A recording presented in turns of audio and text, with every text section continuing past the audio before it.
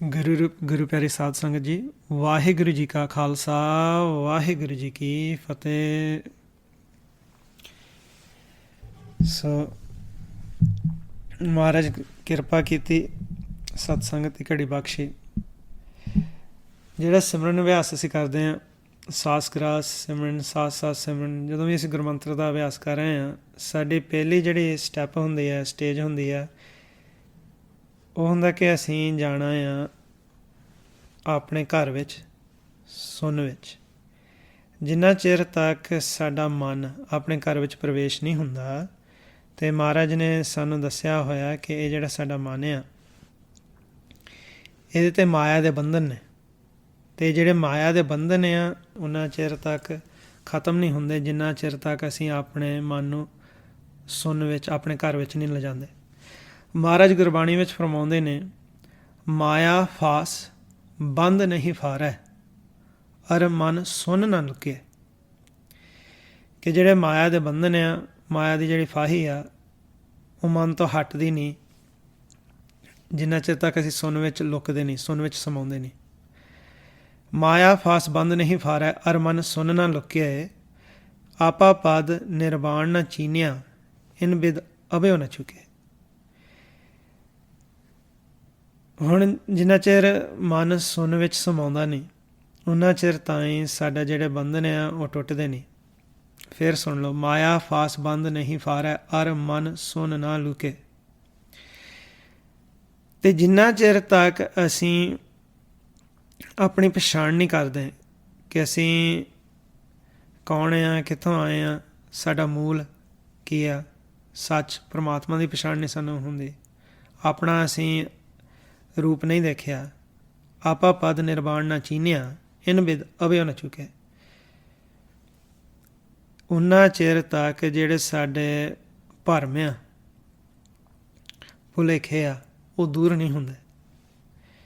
ਸੋ ਮਕਸਦ ਇਹ ਹੁੰਦਾ ਹੈ ਕਿ ਜਦੋਂ ਅਸੀਂ ਸਿਮਰਨ ਅਭਿਆਸ ਕਰਨਾ, ਕਿ ਅਸੀਂ ਆਪਣੇ ਇਸ ਮਨ ਨੂੰ ਘਰ ਵਿੱਚ ਪ੍ਰਵੇਸ਼ ਕਰਾਉਣਾ, ਫੁਰਨਿਆਂ ਤੋਂ ਰਹਿਤ ਕਰਕੇ ਸੁੰਨ ਵਿੱਚ ਇਹਨੂੰ ਬਿਠਾਉਣਾ। ਸੁੰਨ ਉਹ ਇਲਾਕਾ ਆ ਜਿੱਥੇ ਕੋਈ ਫੁਰਨਾ ਵਿਚਾਰ ਨਹੀਂ, ਜਿੱਥੇ ਸਾਨੂੰ ਇਸ ਮਾਇਆ ਦੇ ਦੇਸ਼ ਦਾ ਕੁਛ ਚੇਤੇ ਨਹੀਂ ਰਹਿੰਦਾ। ਜਦੋਂ ਅਸੀਂ ਉਸ ਇਲਾਕੇ ਦੇ ਵਿੱਚ ਪ੍ਰਵੇਸ਼ ਹੁੰਦੇ ਹਾਂ, ਮਾਇਆ ਦੇ ਦੇਸ਼ ਨੂੰ ਛੱਡ ਕੇ ਸੁੰਨ ਵਿੱਚ ਬੈਠਦੇ ਹਾਂ, ਅਤੇ ਉਸ ਇਲਾਕੇ ਦੇ ਵਿੱਚ ਮਹਾਰਾਜ ਦੱਸਦੇ ਕਿ ਨਾਦ ਚੱਲ ਰਿਹਾ।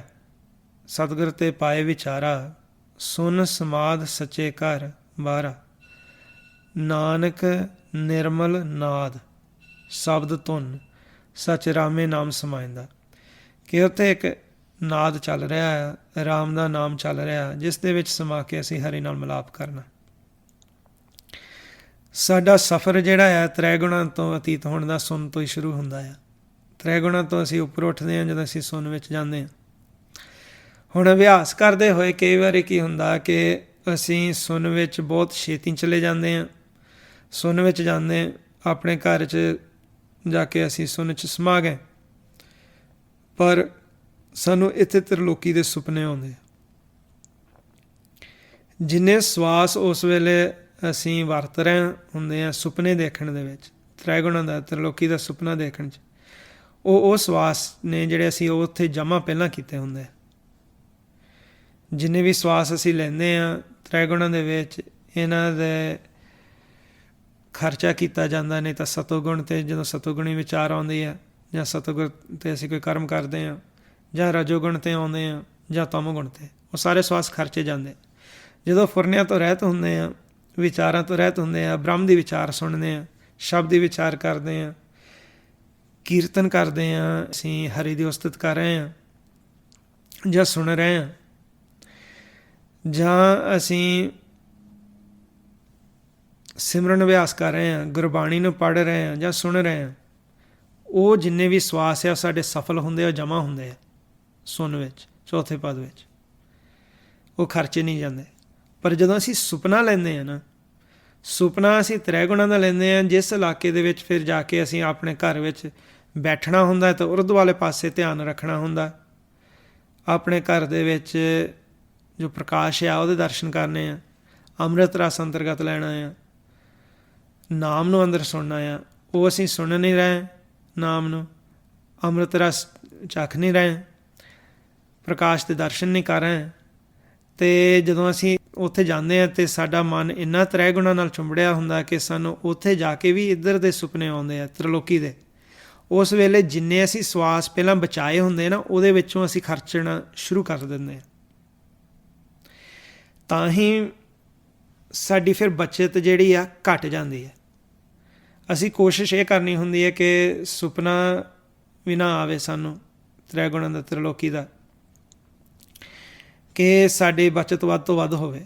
ਸੋ ਕਈ ਵਾਰੀ ਜਦੋਂ ਅਸੀਂ ਸੁਣਨ 'ਚ ਜਾਂਦੇ ਬਹੁਤ ਛੇਤੀ ਅਤੇ ਸਾਨੂੰ ਸੁਪਨਾ ਆਉਂਦਾ ਆ, ਉਹਦੇ ਨਾਲੋਂ ਥੋੜ੍ਹਾ ਜਿਹਾ ਬੈਟਰ ਹੁੰਦਾ ਹੈ ਕਿ ਆਪਣੇ ਮਨ ਨੂੰ ਚੰਗੀ ਤਰ੍ਹਾਂ ਗੁਰਮੰਤਰ ਦੁਆਰਾ, ਗੁਰੂ ਦੇ ਸ਼ਬਦ ਦੁਆਰਾ ਇਹਨੂੰ ਕੁੱਟ-ਕੁੱਟ ਕੇ ਫੁਰਨਿਆਂ ਤੋਂ ਰਹਿਤ ਕਰਨਾ ਪਹਿਲਾਂ, ਅਤੇ ਫਿਰ ਸੁਣ ਵਿੱਚ ਜਦੋਂ ਜਾਊਗਾ, ਸਮਾਊਗਾ, ਅਤੇ ਫਿਰ ਇਹਨੂੰ ਇੱਧਰਲੇ ਪਾਸੇ ਦਾ ਖਿਆਲ ਨਹੀਂ ਹੋਊਗਾ। ਇਸ ਮਨ ਨੂੰ ਅਸੀਂ ਫੁਰਨਿਆਂ ਤੋਂ ਰਹਿਤ ਕਰਦੇ ਹਾਂ ਜਦੋਂ ਅਸੀਂ ਗੁਰਮੰਤਰ ਦਾ ਅਭਿਆਸ ਕਰਦੇ। ਤਾਂ ਹੀ ਫਿਰ ਕਈ ਵਾਰੀ ਕਈ ਗੁਰਮੁਖਾਂ ਨੂੰ ਤਾਂ ਕਿਹਾ ਜਾਂਦਾ ਹੈ ਕਿ ਤੁਸੀਂ ਹਜੇ ਸੁਣ 'ਚ ਥੋੜ੍ਹਾ ਜਿਹਾ ਵੇਟ ਕਰਕੇ ਜਾਓ, ਪਹਿਲਾਂ ਮਨ ਨੂੰ ਚੰਗੀ ਤਰ੍ਹਾਂ ਕੁੱਟੋ।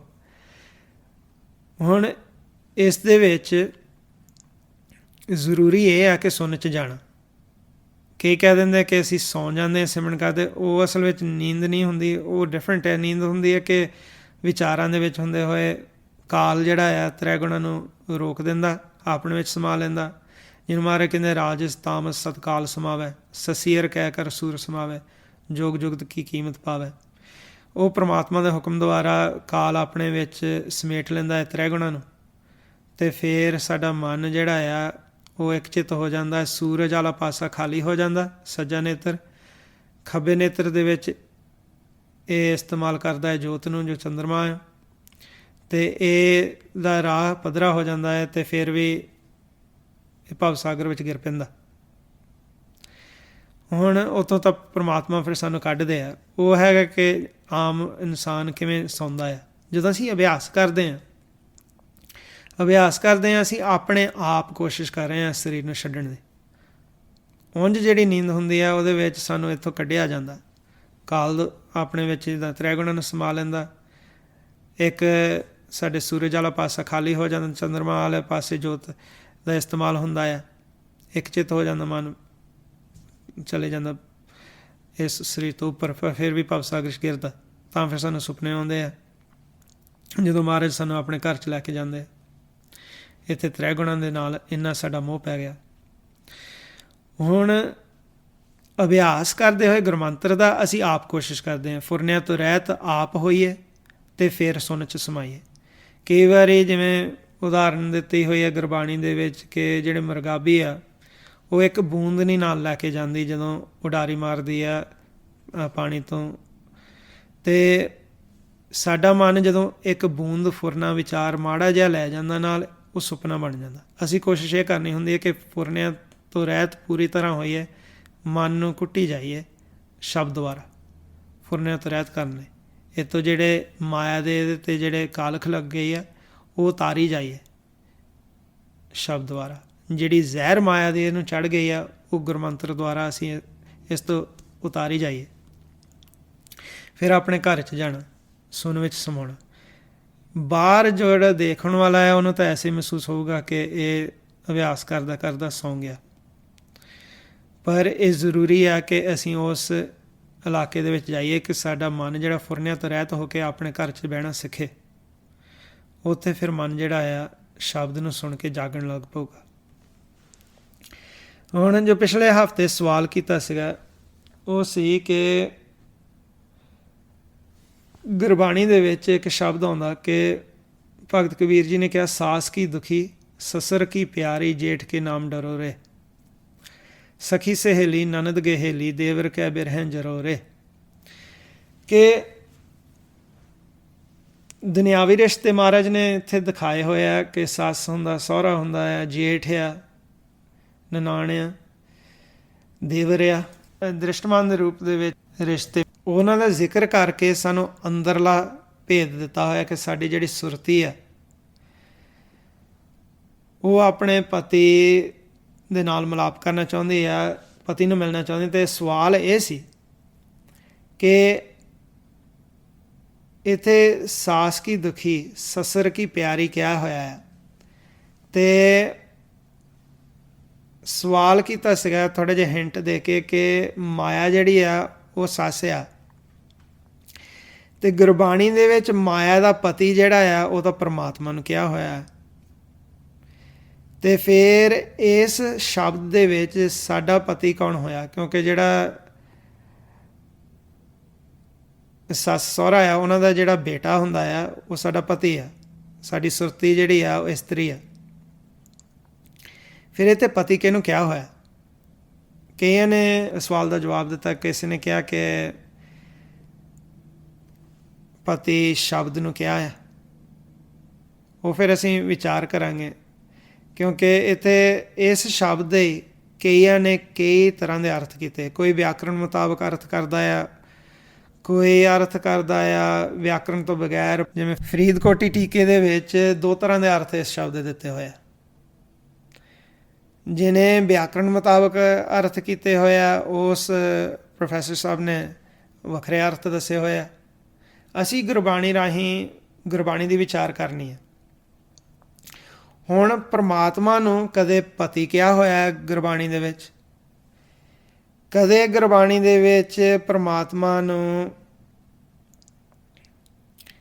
ਮਾਤਾ ਵੀ ਕਹਿ ਦਿੱਤਾ ਆ ਕਿ ਸਾਡੀ ਮਾਂ ਆ। ਕਦੇ ਪਰਮਾਤਮਾ ਨੂੰ ਭਰਾ ਵੀ ਕਹਿ ਦਿੱਤਾ ਆ। ਕਦੇ ਪਰਮਾਤਮਾ ਨੂੰ ਪਿਤਾ ਦਾ ਰੋਲ ਦੇ ਦਿੱਤਾ ਹੋਇਆ। ਜਿਵੇਂ ਅਸੀਂ ਪੜ੍ਹਦੇ ਹਾਂ ਨਾ, ਤੂੰ ਮੇਰਾ ਪਿਤਾ, ਤੂੰ ਹੈ ਮੇਰਾ ਮਾਤਾ, ਤੂੰ ਮੇਰਾ ਬੰਧਪ, ਤੂੰ ਮੇਰਾ ਭਰਾਤਾ। ਕਦੇ ਮਿੱਤਰ ਕਹਿ ਦਿੱਤਾ। ਹੁਣ ਪਰਮਾਤਮਾ ਨੂੰ ਵੱਖ-ਵੱਖ ਇਹਦਾ ਰੋਲ ਦਿੱਤੇ ਹੋਏ ਆ, ਵੱਖ-ਵੱਖ ਸ਼ਬਦਾਂ ਦੇ ਵਿੱਚ। ਹੁਣ ਕਈ ਸ਼ਬਦ ਐਸੇ ਨੇ ਜਿਵੇਂ ਮਾਇਆ ਆ। ਮਾਇਆ ਪਰਮਾਤਮਾ ਦੀ ਸ਼ਕਤੀ ਨੂੰ ਕਿਹਾ ਹੋਇਆ। ਇਹ ਸਾਡਾ ਜਿਹੜਾ ਸਰੀਰ ਹੈ ਇਹ ਵੀ ਮਾਇਆ, ਦ੍ਰਿਸ਼ਟਮਾਨ ਜੋ ਸਾਨੂੰ ਦਿਸਦਾ ਮਾਇਆ ਹੈ। ਫਿਰ ਮਾਇਆ ਕਹਿ ਦਿੱਤਾ ਸੂਖਮ ਜੋ 3 ਗੁਣ ਨੇ, ਰਜਗੁਣ, ਤਮਗੁਣ, ਸਤਗੁਣ ਕਹੀਏ, ਇਹ ਤੇਰੀ ਸਭ ਮਾਇਆ। ਫਿਰ ਕਈ ਵਾਰੀ ਗੁਰਬਾਣੀ ਦੇ ਵਿੱਚ ਮਾਇਆ ਲਫ਼ਜ਼ ਸਿਰਫ ਮਾਂ ਲਈ ਵਰਤਿਆ ਹੈ। ਅਤੇ ਮਾਇਆ ਇੱਕ ਜਗ੍ਹਾ ਤੱਕ ਉਹੀ ਸ਼ਬਦ ਵਰਤ ਕੇ ਮਾਇਆ, ਮਾਂ, ਉਹ ਪਰਮਾਤਮਾ ਲਈ ਵਰਤਿਆ ਹੋਇਆ। ਕਿ ਮਹਾਰਾਜ ਕਹਿੰਦੇ ਆ, ਤੇਰਾ ਭਰੋਸਾ ਪਿਆਰੇ ਮੈਂ ਲਾਡ ਲਡਾਇਆ, ਭੂਲੇ ਚੁਕੇ ਬਾਰਕ ਤੂੰ ਹਰ ਪਿਤਾ ਮਾਇਆ। ਇੱਥੇ ਕਹਿ ਦਿੱਤਾ ਕਿ ਅਸੀਂ ਤੁਹਾਡੇ ਬੱਚੇ ਹਾਂ, ਤੁਸੀਂ ਸਾਡੇ ਪਿਤਾ ਆ, ਮਾਤਾ ਆ। ਇੱਥੇ ਮਾਇਆ ਲਫ਼ਜ਼ ਵਰਤ ਕੇ ਮਾਂ ਕਹਿ ਦਿੱਤਾ ਹੈ। ਹੁਣ ਪਰਮਾਤਮਾ ਨੂੰ ਕਈ ਵਾਰੀ ਵੱਖ-ਵੱਖ ਰੋਲ ਦਿੱਤਾ ਜਾਂਦਾ, ਅਤੇ ਇੱਥੇ ਅਸੀਂ ਦੇਖਣਾ ਕਿ ਜਿਹੜੀ ਮਾਇਆ ਆ, ਜਿਹੜੀ ਸ਼ਕਤੀ ਆ, ਮਹਾਰਾਜ ਨੇ ਗੁਰਬਾਣੀ ਵਿੱਚ ਸਾਨੂੰ ਦੱਸਿਆ ਹੋਇਆ ਕਿ ਮਾਇਆ ਜਿਹੜੀ ਆ ਇਹ ਸਾਨੂੰ ਸਾਡੇ ਪਤੀ ਤੋਂ ਵੱਖ ਕਰ ਦਿੰਦੀ ਹੈ। ਇਹ ਜਿਹੜੀ ਸੱਸ ਆ ਉਸ ਨੂੰ ਮਾਇਆ ਕਿਹਾ ਹੋਇਆ। ਅਤੇ ਇਹ ਜਿਹੜੀ ਸੱਸ ਆ ਇਹ ਸਾਨੂੰ ਆਪਣੇ ਪਤੀ ਤੋਂ ਵੱਖ ਕਰਕੇ ਰੱਖਦੀ ਹੈ, ਜਿਹਨੂੰ ਮਹਾਰਾਜ ਕਹਿੰਦੇ ਆ ਸਸੂ ਤੇ ਪਿਰ ਕੀਨੀ ਵਾਖ। ਕਿ ਸੱਸ ਨੇ ਮੈਨੂੰ ਆਪਣੇ ਪਤੀ ਤੋਂ ਵੱਖਰਾ ਕਰ ਦਿੱਤਾ। ਇਹ ਹੁਣ ਅੰਦਰਲਾ ਭੇਦ ਆ।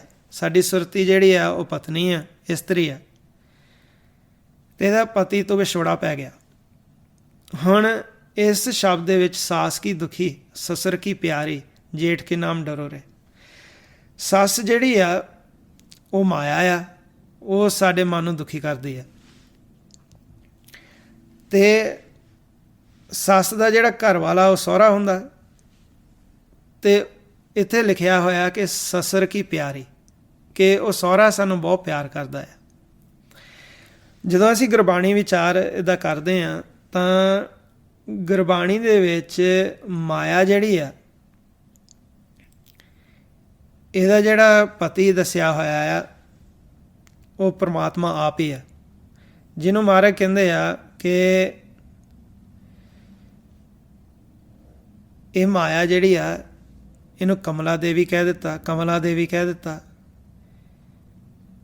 ਅਤੇ ਉਹ ਪਤੀ ਲਈ ਕੰਤ ਲਫ਼ਜ਼ ਵਰਤਿਆ ਹੋਇਆ, ਅਤੇ ਪ੍ਰਮਾਤਮਾ ਨੂੰ ਫਿਰ ਕਹਿ ਦਿੱਤਾ ਸ੍ਰੀ ਕਮਲਾ ਕੰਤ, ਜਿਹਨੂੰ ਮਹਾਰਾਜ ਗੁਰਬਾਣੀ 'ਚ ਕਹਿੰਦੇ ਆ ਦੁਆਦਸ ਦਲ ਅਬ ਅੰਤਰ ਮੰਤ ਜੈ ਪੌੜੇ ਸ੍ਰੀ ਕਮਲਾ ਕੰਤ, ਕਿ ਕਮਲਾ ਦਾ ਜਿਹੜਾ ਪਤੀ ਆ ਪਰਮਾਤਮਾ ਨਾਰਾਇਣ, ਉਹ ਵਸਦਾ ਆ ਅੰਤਰਗਤ ਸੱਚੇ ਮਹਿਲ 'ਚ, ਜਿਹਨੂੰ ਭਗਤ ਸੈਣ ਜੀ ਨੇ ਕਿਹਾ ਧੂਪ ਦੀਪ ਕਿਰਤ ਸਾਜ ਆਰਤੀ ਵਾਰਨੇ ਜਾਓ ਕਮਲਾਪਤੀ, ਕਿ ਉਹਨਾਂ ਨੂੰ ਬਲਿਹਾਰ ਜਾਂਦੇ ਆ ਕਮਲਾਪਤੀ ਨੂੰ, ਉਹ ਨਾਰਾਇਣ ਆ। ਗੁਰਬਾਣੀ ਦੇ ਵਿੱਚ ਫਿਰ ਦੱਸਿਆ ਹੋਇਆ, ਕਹਿੰਦੇ ਕਿ ਮਾਇਆ ਬ੍ਰਹਮ ਰਮੇ ਸਭ ਸੰਗ, ਮਾਇਆ ਆ ਜਿੱਥੇ ਮਾਇਆ ਲਫ਼ਜ਼ ਵਰਤੇ ਤੇ ਬ੍ਰਹਮ ਕਹਿ ਦਿੱਤਾ, ਕਹਿੰਦੇ ਮਾਇਆ ਬ੍ਰਹਮ ਰਮੇ ਸਭ ਸੰਗ, ਕਿ ਇੱਕ ਦੂਸਰੇ ਨਾਲ ਰਮੇ ਹੋਏ ਆ ਪਰਮਾਤਮਾ ਅਤੇ ਮਾਇਆ। ਜਦੋਂ ਅਸੀਂ ਗੁਰਬਾਣੀ ਦੇ ਵਿਚਾਰ ਕਰਦੇ ਹਾਂ, ਸੱਚ ਦੀ ਕਥਾ ਵੀ ਸੁਣਦੇ ਹਾਂ ਕਿ ਕਿਵੇਂ ਅਸੀਂ ਸਾਰੇ ਸੱਚ ਤੋਂ ਆਏ, ਸਾਡਾ ਮੂਲ ਪਰਮਾਤਮਾ ਆ। ਅਤੇ ਇੱਕ ਜਗ੍ਹਾ ਉਸੇ ਕਥਾ ਦੇ ਵਿੱਚ ਦੱਸੀਦਾ ਹੁੰਦਾ ਆ ਕਿ ਜਿਹੜੀ ਮਾਇਆ ਆ ਇਸ ਦਾ ਪਰਮਾਤਮਾ ਦੇ ਨਾਲ ਸੰਜੋਗ ਆ, ਅਤੇ ਮਾਇਆ ਨੇ ਤ੍ਰੈ ਗੁਣਾਂ ਨੂੰ ਜਨਮ ਦਿੱਤਾ, ਜਿਹਨੂੰ ਮਾਰੇ ਕਹਿੰਦੇ ਮਾਇਆ ਮਾਈ ਤ੍ਰੈ ਗੁਣ ਪ੍ਰਸੂਤ ਜਮਾਇਆ, ਕਿ ਤ੍ਰੈ ਗੁਣਾਂ ਨੂੰ ਇਸ ਮਾਇਆ ਨੇ ਜਨਮ ਦਿੱਤਾ। ਸਾਡੀ ਸੁਰਤੀ ਸੱਸ ਤੋਂ ਦੁਖੀ ਆ ਮਾਇਆ ਤੋਂ, ਸੱਸਰ ਸਹੁਰੇ ਨੂੰ ਕਹਿ ਦਿੱਤਾ ਉਹ ਹੈ ਪਰਮਾਤਮਾ, ਉਹ ਸਾਡੇ ਨਾਲ ਪਿਆਰ ਕਰਦਾ। ਫਿਰ ਕਹਿੰਦੇ ਜੇਠ ਕੇ ਨਾਮ ਡਰੋ ਰੇ, ਜੇਠ ਜਿਹੜਾ ਆ ਉਹ ਹੁੰਦਾ ਆ ਘਰ ਵਾਲੇ ਦਾ ਵੱਡਾ ਭਰਾ,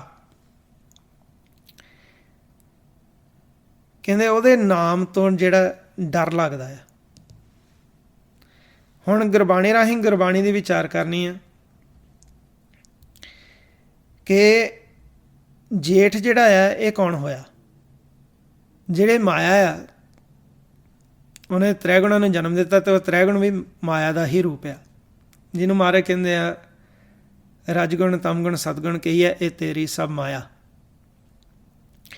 ਫਿਰ ਦੱਸਦੇ ਨੇ, ਕਹਿੰਦੇ ਕਿ ਕਾਲ ਜਿਹੜਾ ਆ ਉਹ ਪਰਮਾਤਮਾ ਦਾ ਪ੍ਰਛਾਵਾਂ ਆ, ਇਹ ਮਾਇਆ ਵੀ ਪ੍ਰਛਾਵਾਂ ਹੀ ਗਿਣੀ ਜਾਂਦੀ ਹੈ। ਜਿੱਥੇ ਮਹਾਰਾਜ ਕਹਿੰਦੇ ਰਜ ਤਮ ਸਤ ਕਲ ਤੇਰੀ ਛਾਇਆ, ਇਹੀ ਜਿਹੜੇ ਤ੍ਰੈਗੁਣ ਆ ਮਾਇਆ ਦਾ ਰੂਪ, ਇਹ ਪਰਮਾਤਮਾ ਦੇ ਨਾਲ ਹੀ ਰਹਿੰਦੇ ਆ। ਜਿੱਦਾਂ ਅਸੀਂ ਦੇਖਦੇ ਹਾਂ ਸੂਰਜ ਦਾ ਪ੍ਰਕਾਸ਼ ਦੇ ਨਾਲ ਸਾਡਾ ਪ੍ਰਛਾਵਾਂ ਪ੍ਰਗਟ ਹੁੰਦਾ, ਜਾਂ ਆਹ ਬਿਲਡਿੰਗਾਂ ਜਿਹੜੀਆਂ ਇਹਨਾਂ ਦਾ ਪ੍ਰਛਾਵਾਂ ਆ ਲਾਈਟ ਦੇ ਕਾਰਨ, ਇੱਦਾਂ ਹੀ ਜਿਹੜਾ ਨਾਮ ਦਾ ਪ੍ਰਕਾਸ਼ ਹੋਇਆ, ਮਹਾਰਾਜ ਨੇ ਨਾਮ ਨੂੰ ਪ੍ਰਗਟ ਕੀਤਾ, ਇੱਦਾਂ ਹੀ ਮਾਇਆ ਨਾਲ ਅਤੇ ਕਾਲ ਜਿਹੜੇ ਆ ਇਹ ਪ੍ਰਗਟ ਹੋਏ, ਇਹ ਪ੍ਰਛਾਵੇਂ ਨੇ ਪਰਮਾਤਮਾ ਦੇ। ਮਹਾਰਾਜ ਕਹਿੰਦੇ ਰਜ ਤਮ ਸਤ ਕਲ ਤੇਰੀ ਛਾਇਆ, ਇਹੀ ਜਿਹੜਾ ਜੇਠ ਆ ਇਸ ਨੂੰ ਕਾਲ ਕਿਹਾ ਹੋਇਆ ਗੁਰਬਾਣੀ ਦੇ ਵਿੱਚ। ਇਹਦੇ ਨਾਮ ਤੋਂ ਡਰ ਲੱਗਦਾ ਆ। ਕਾਲ ਜਿਹੜਾ ਆ ਜਿਵੇਂ ਇਹ ਮਾਇਆ ਸੂਖਮ ਪਰਮਾਤਮਾ ਦਾ ਪ੍ਰਛਾਵਾਂ ਹੈ, ਇਸ ਕਾਲ ਨੂੰ ਸਮਾਂ ਵੀ ਕਹਿ ਦਿੱਤਾ ਹੈ ਗੁਰਬਾਣੀ ਦੇ ਵਿੱਚ, ਇਸ ਨੂੰ ਮੌਤ ਵੀ ਕਹਿ ਦਿੱਤਾ ਆ। ਕਾਲ ਦੇ ਵੱਖ-ਵੱਖ ਅਰਥ ਕੀਤੇ ਆ, ਅਤੇ ਇਹ ਜਿਹੜਾ ਕਾਲ ਆ ਇਹ ਸਰਗੁਣ ਸਰੂਪ ਵੀ ਆ ਪਰਮਾਤਮਾ ਦਾ। ਜਿਵੇਂ ਗੁਰੂ ਗੋਬਿੰਦ ਸਿੰਘ ਜੀ ਨੇ ਕਿਹਾ ਹੋਇਆ ਕਾਲ ਪੁਰਖ ਕੀ ਦੇਹ ਮੋ ਕੋਟਕ ਬਿਸਨ ਮਹੇਸ਼, ਕੋਟ ਇੰਦਰ ਬ੍ਰਹਮਾ ਕਿਤੇ ਰਵ ਸਸ ਕਰੋੜ ਜਲੇਸ, ਕਿ ਇਸ ਕਾਲ ਦੀ ਦੇਹੀ ਦੇ ਵਿੱਚ ਕਿੰਨੇ ਬ੍ਰਹਮਾ ਆ। ਕਾਲ ਪੁਰਖ ਕੀ ਦੇਹ ਮੋ ਕੋਟਕ ਬਿਸਨ ਮਹੇਸ਼, ਬਿਸਨ ਵੀ ਕਿੰਨੇ ਹੀ ਆ, ਮਹੇਸ਼ ਵੀ ਕਿੰਨੇ ਹੀ ਆ ਇਸ ਦੇ ਵਿੱਚ ਵਸਦੇ। ਇਹ ਦ੍ਰਿਸ਼ਟਮਾਨ ਦੀ ਗੱਲ ਕੀਤੀ ਹੋਈ ਆ। ਇਹ ਕਾਲ ਜਿਹੜਾ ਆ ਪਰਮਾਤਮਾ ਦਾ ਸਰਗੁਣ ਸਰੂਪ ਆ। ਫਿਰ ਮਹਾਰਾਜ ਨੇ ਦੱਸ ਦਿੱਤਾ ਇਹੀ ਕਾਲ ਜਿਹੜਾ ਆ ਇਹਨੂੰ ਹੁਕਮ ਦਿੱਤਾ ਹੋਇਆ ਪਰਮਾਤਮਾ ਨੇ ਕਿ ਇਸ ਮਨ ਨੂੰ ਖਿਡਾਉਣਾ, ਜਿਹਨੂੰ ਮਹਾਰਾਜ ਕਹਿੰਦੇ ਆ ਕੌਤਕ ਕਾਲ ਇਹ ਹੁਕਮ ਪਠਾਇਆ, ਕਿ ਕੌਤਕ ਕਰਨੇ ਆ ਮਨ ਨੂੰ ਇੱਧਰਲੇ ਪਾਸੇ ਲਾਉਣ ਵਾਸਤੇ ਕਿ ਇੱਥੇ ਤ੍ਰੈਗੁਣਾਂ ਦੇ ਵਿੱਚ ਹੀ ਰਵੇ, ਕਿ ਇਹਨੂੰ ਇੱਥੇ ਤ੍ਰੈਗੁਣਾਂ ਦੇ ਵਿੱਚ ਕੈਦ ਕੀਤਾ ਜਾਏ ਮਨ ਨੂੰ। ਇੱਕ ਖੇਡ ਚੱਲ ਰਹੀ ਆ, ਅਸੀਂ ਇੱਥੋਂ ਨਿਕਲਣਾ ਹੁੰਦਾ, ਅਤੇ ਇਹਦੇ ਸਪੁਰਦ ਕਰ ਦਿੱਤੇ ਆ ਤ੍ਰੈਗੁਣ। ਤ੍ਰੈਗੁਣ ਕਾਲੇ ਕੀ ਸਰਕਾਰਾ, ਅਤੇ ਫਿਰ ਕਹਿੰਦੇ ਆ ਕਿ ਖੰਡ ਪਤਾਲ ਦੀਪ ਸਭ ਲੋਹਾ ਸਭ ਕਾਲੇ ਵਸ ਆਪ ਪ੍ਰਭ ਕੀਆ, ਕਿ ਕਾਲ ਦੇ ਸਪੁਰਦ ਜੋ ਦ੍ਰਿਸ਼ਟਮਾਨ ਹੈ ਕੀਤਾ ਹੋਇਆ। ਕਾਲ ਨੇ ਕੌਤਕ ਕਰਨੇ ਹੁੰਦੇ ਆ। ਇਹਨੂੰ ਗੁਰਬਾਣੀ ਵਿੱਚ ਸ਼ੈਤਾਨ ਵੀ ਕਹਿ ਦਿੱਤਾ ਆ। ਸੋ ਕਾਲ ਜਿਹੜਾ ਆ ਇਹਨੇ ਮਨ ਨੂੰ ਖਿਡਾਉਣਾ ਆ। ਹੁਣ ਇੱਥੇ ਮਹਾਰਾਜ ਨੇ ਕਹਿ ਦਿੱਤਾ ਹੈ ਕਿ ਇਸ ਦੇ ਨਾਮ ਤੋਂ ਸੁਰਤੀ ਨੂੰ ਡਰ ਲੱਗਦਾ ਹੈ। ਜੇਠ ਕੇ ਨਾਮ ਡਰੋ ਰਹੇ। ਤੇ ਮਹਾਰਾਜ ਨੇ ਸਾਨੂੰ ਸਮਝਾਇਆ ਹੋਇਆ, ਕਹਿੰਦੇ ਕਿ ਜੇ ਇਹਦਾ ਭਉ ਖਤਮ ਕਰਨਾ ਨਾ, ਡਰ ਜਿਹੜਾ ਆ, ਕਹਿੰਦੇ ਕਿ ਸਤਿਗੁਰ ਦੀ ਸ਼ਰਨ ਵਿੱਚ ਆ ਜਾਓ, ਸਤਿਗੁਰ ਭੇਟਿਓ ਸਦਾ ਕਿਰਪਾਲ। ਉਹ ਹਮੇਸ਼ਾ ਕਿਰਪਾਲੂ ਆ। ਹਰ ਸਿਮਰ ਸਿਮਰ ਕਾਟਿਆ ਭਉ ਕਾਲ, ਕਿ ਕਾਲ ਦਾ ਜਿਹੜਾ ਡਰ ਆ ਉਹ ਹਰੀ ਦਾ ਸਿਮਰਨ ਕਰਕੇ ਕੱਟਿਆ ਜਾਂਦਾ। ਹੁਣ ਗੁਰਬਾਣੀ ਦੇ ਨਾਲ ਅਸੀਂ ਗੁਰਬਾਣੀ ਦੀ ਵਿਚਾਰ ਕਰਨੀ ਹੈ ਕਿ ਇੱਕ ਤਾਂ ਸੂਖਮ ਤੌਰ 'ਤੇ ਵੀ ਸਾਨੂੰ ਮਹਾਰਾਜ ਨੇ ਸਿੱਖਿਆ ਦਿੱਤੀ ਹੁੰਦੀ ਆ, ਇੱਕ ਸਾਨੂੰ ਸਿੱਖਿਆ ਦਿੱਤੀ ਹੁੰਦੀ ਹੈ ਦ੍ਰਿਸ਼ਟਮਾਨ ਦੀ। ਕਈ ਵਾਰੀ ਅਸੀਂ ਇਹੀ ਰਿਸ਼ਤਿਆਂ ਬਾਰੇ, ਸੱਸ ਦੇਵਰ ਜੇਠ, ਇਹਨਾਂ ਦੇ ਬਾਰੇ ਅਸੀਂ ਗੁਰਬਾਣੀ 'ਚ ਪੜ੍ਹੋਗੇ, ਦ੍ਰਿਸ਼ਟਮਾਨ ਦੀ ਗੱਲ ਕੀਤੀ ਹੋਈ ਆ। ਉੱਥੇ ਮਾਮੇ ਦਾ ਵੀ ਜ਼ਿਕਰ ਆਊਗਾ, ਮਾਸੀ ਦਾ ਆਊਗਾ, ਭੂਆ ਦਾ ਜ਼ਿਕਰ ਆਉਂਦਾ ਗੁਰਬਾਣੀ ਦੇ ਵਿੱਚ। ਉੱਥੇ ਕਈ ਦ੍ਰਿਸ਼ਟਮਾਨ ਦੇ ਰਿਸ਼ਤੇ ਜਿਹੜੇ ਆ, ਦ੍ਰਿਸ਼ਟਮਾਨ ਦੀ ਗੱਲ ਕੀਤੀ ਹੋਈ ਕਿ ਅਸੀਂ ਸਤੋਗੁਣ 'ਤੇ ਰਹਿ ਕੇ ਅਸੀਂ ਸਾਰਿਆਂ ਨਾਲ ਪਿਆਰ ਨਾਲ ਵਰਤਦੇ ਹਾਂ ਅਤੇ ਅਸੀਂ ਉਸ ਮਾਲਕ ਨਾਲ ਮਿਲਾਪ ਕਰਨਾ। ਇੱਦਾਂ ਹੀ ਗੁਰਬਾਣੀ ਦੇ ਵਿੱਚ ਸਾਨੂੰ ਦੱਸਿਆ ਹੋਇਆ ਕਿ ਰਾਜਾ ਬਾਲਕ ਨਗਰੀ ਕਾਚੀ ਦੁਸ਼ਟਾਂ ਨਾਲ ਪਿਆਰੋ, ਦੋਏ ਮਾਈ ਦੋਏ ਬਾਪਾ ਪੜ੍ਹੀਏ ਪੰਡਿਤ ਕਰੋ ਵਿਚਾਰੋ। ਕਹਿੰਦੇ ਦੋ ਮਾਵਾਂ ਨੇ, ਦੋ ਪਿਤਾ ਨੇ, ਅਤੇ ਜਿਹੜੇ ਪੰਡਿਤ ਆ ਉਹ ਬੈਠ ਕੇ, ਜਿਹੜੇ ਵਿਦਵਾਨ ਆ, ਇਸ 'ਤੇ ਵਿਚਾਰ ਕਰੋ। ਅਤੇ ਰਾਜਾ ਜਿਹੜਾ ਆ ਉਹ ਬਾਲਕ ਆ, ਉਹ ਸਾਡਾ ਮਨ ਆ। ਨਗਰੀ ਜਿਹੜੀ ਕਾਚੀ ਆ, ਕੱਚੀ ਨਗਰੀ, ਉਹ ਹੈ ਸਾਡਾ ਜਿਹੜਾ ਇਹ ਸਰੀਰ ਆ, ਪੰਜਾਂ ਤੱਤਾਂ ਦਾ ਬਣਿਆ ਹੋਇਆ। ਇਸ ਦੇ ਵਿੱਚ ਰਹਿੰਦਾ ਹੋਇਆ ਇਸ ਮਨ ਨੇ ਪੰਜਾਂ ਦੂਤਾਂ ਨਾਲ ਪਿਆਰ ਪਾ ਲਿਆ। ਰਾਜਾ ਬਾਲਕ ਨਗਰੀ ਕਾਚੀ ਦੁਸ਼ਟਾਂ ਨਾਲ ਪਿਆਰੋ, ਦੋਏ ਮਾਈ ਦੋਏ ਬਾਪਾ ਪੜ੍ਹੀਏ ਪੰਡਿਤ ਕਰੋ ਵਿਚਾਰੋ।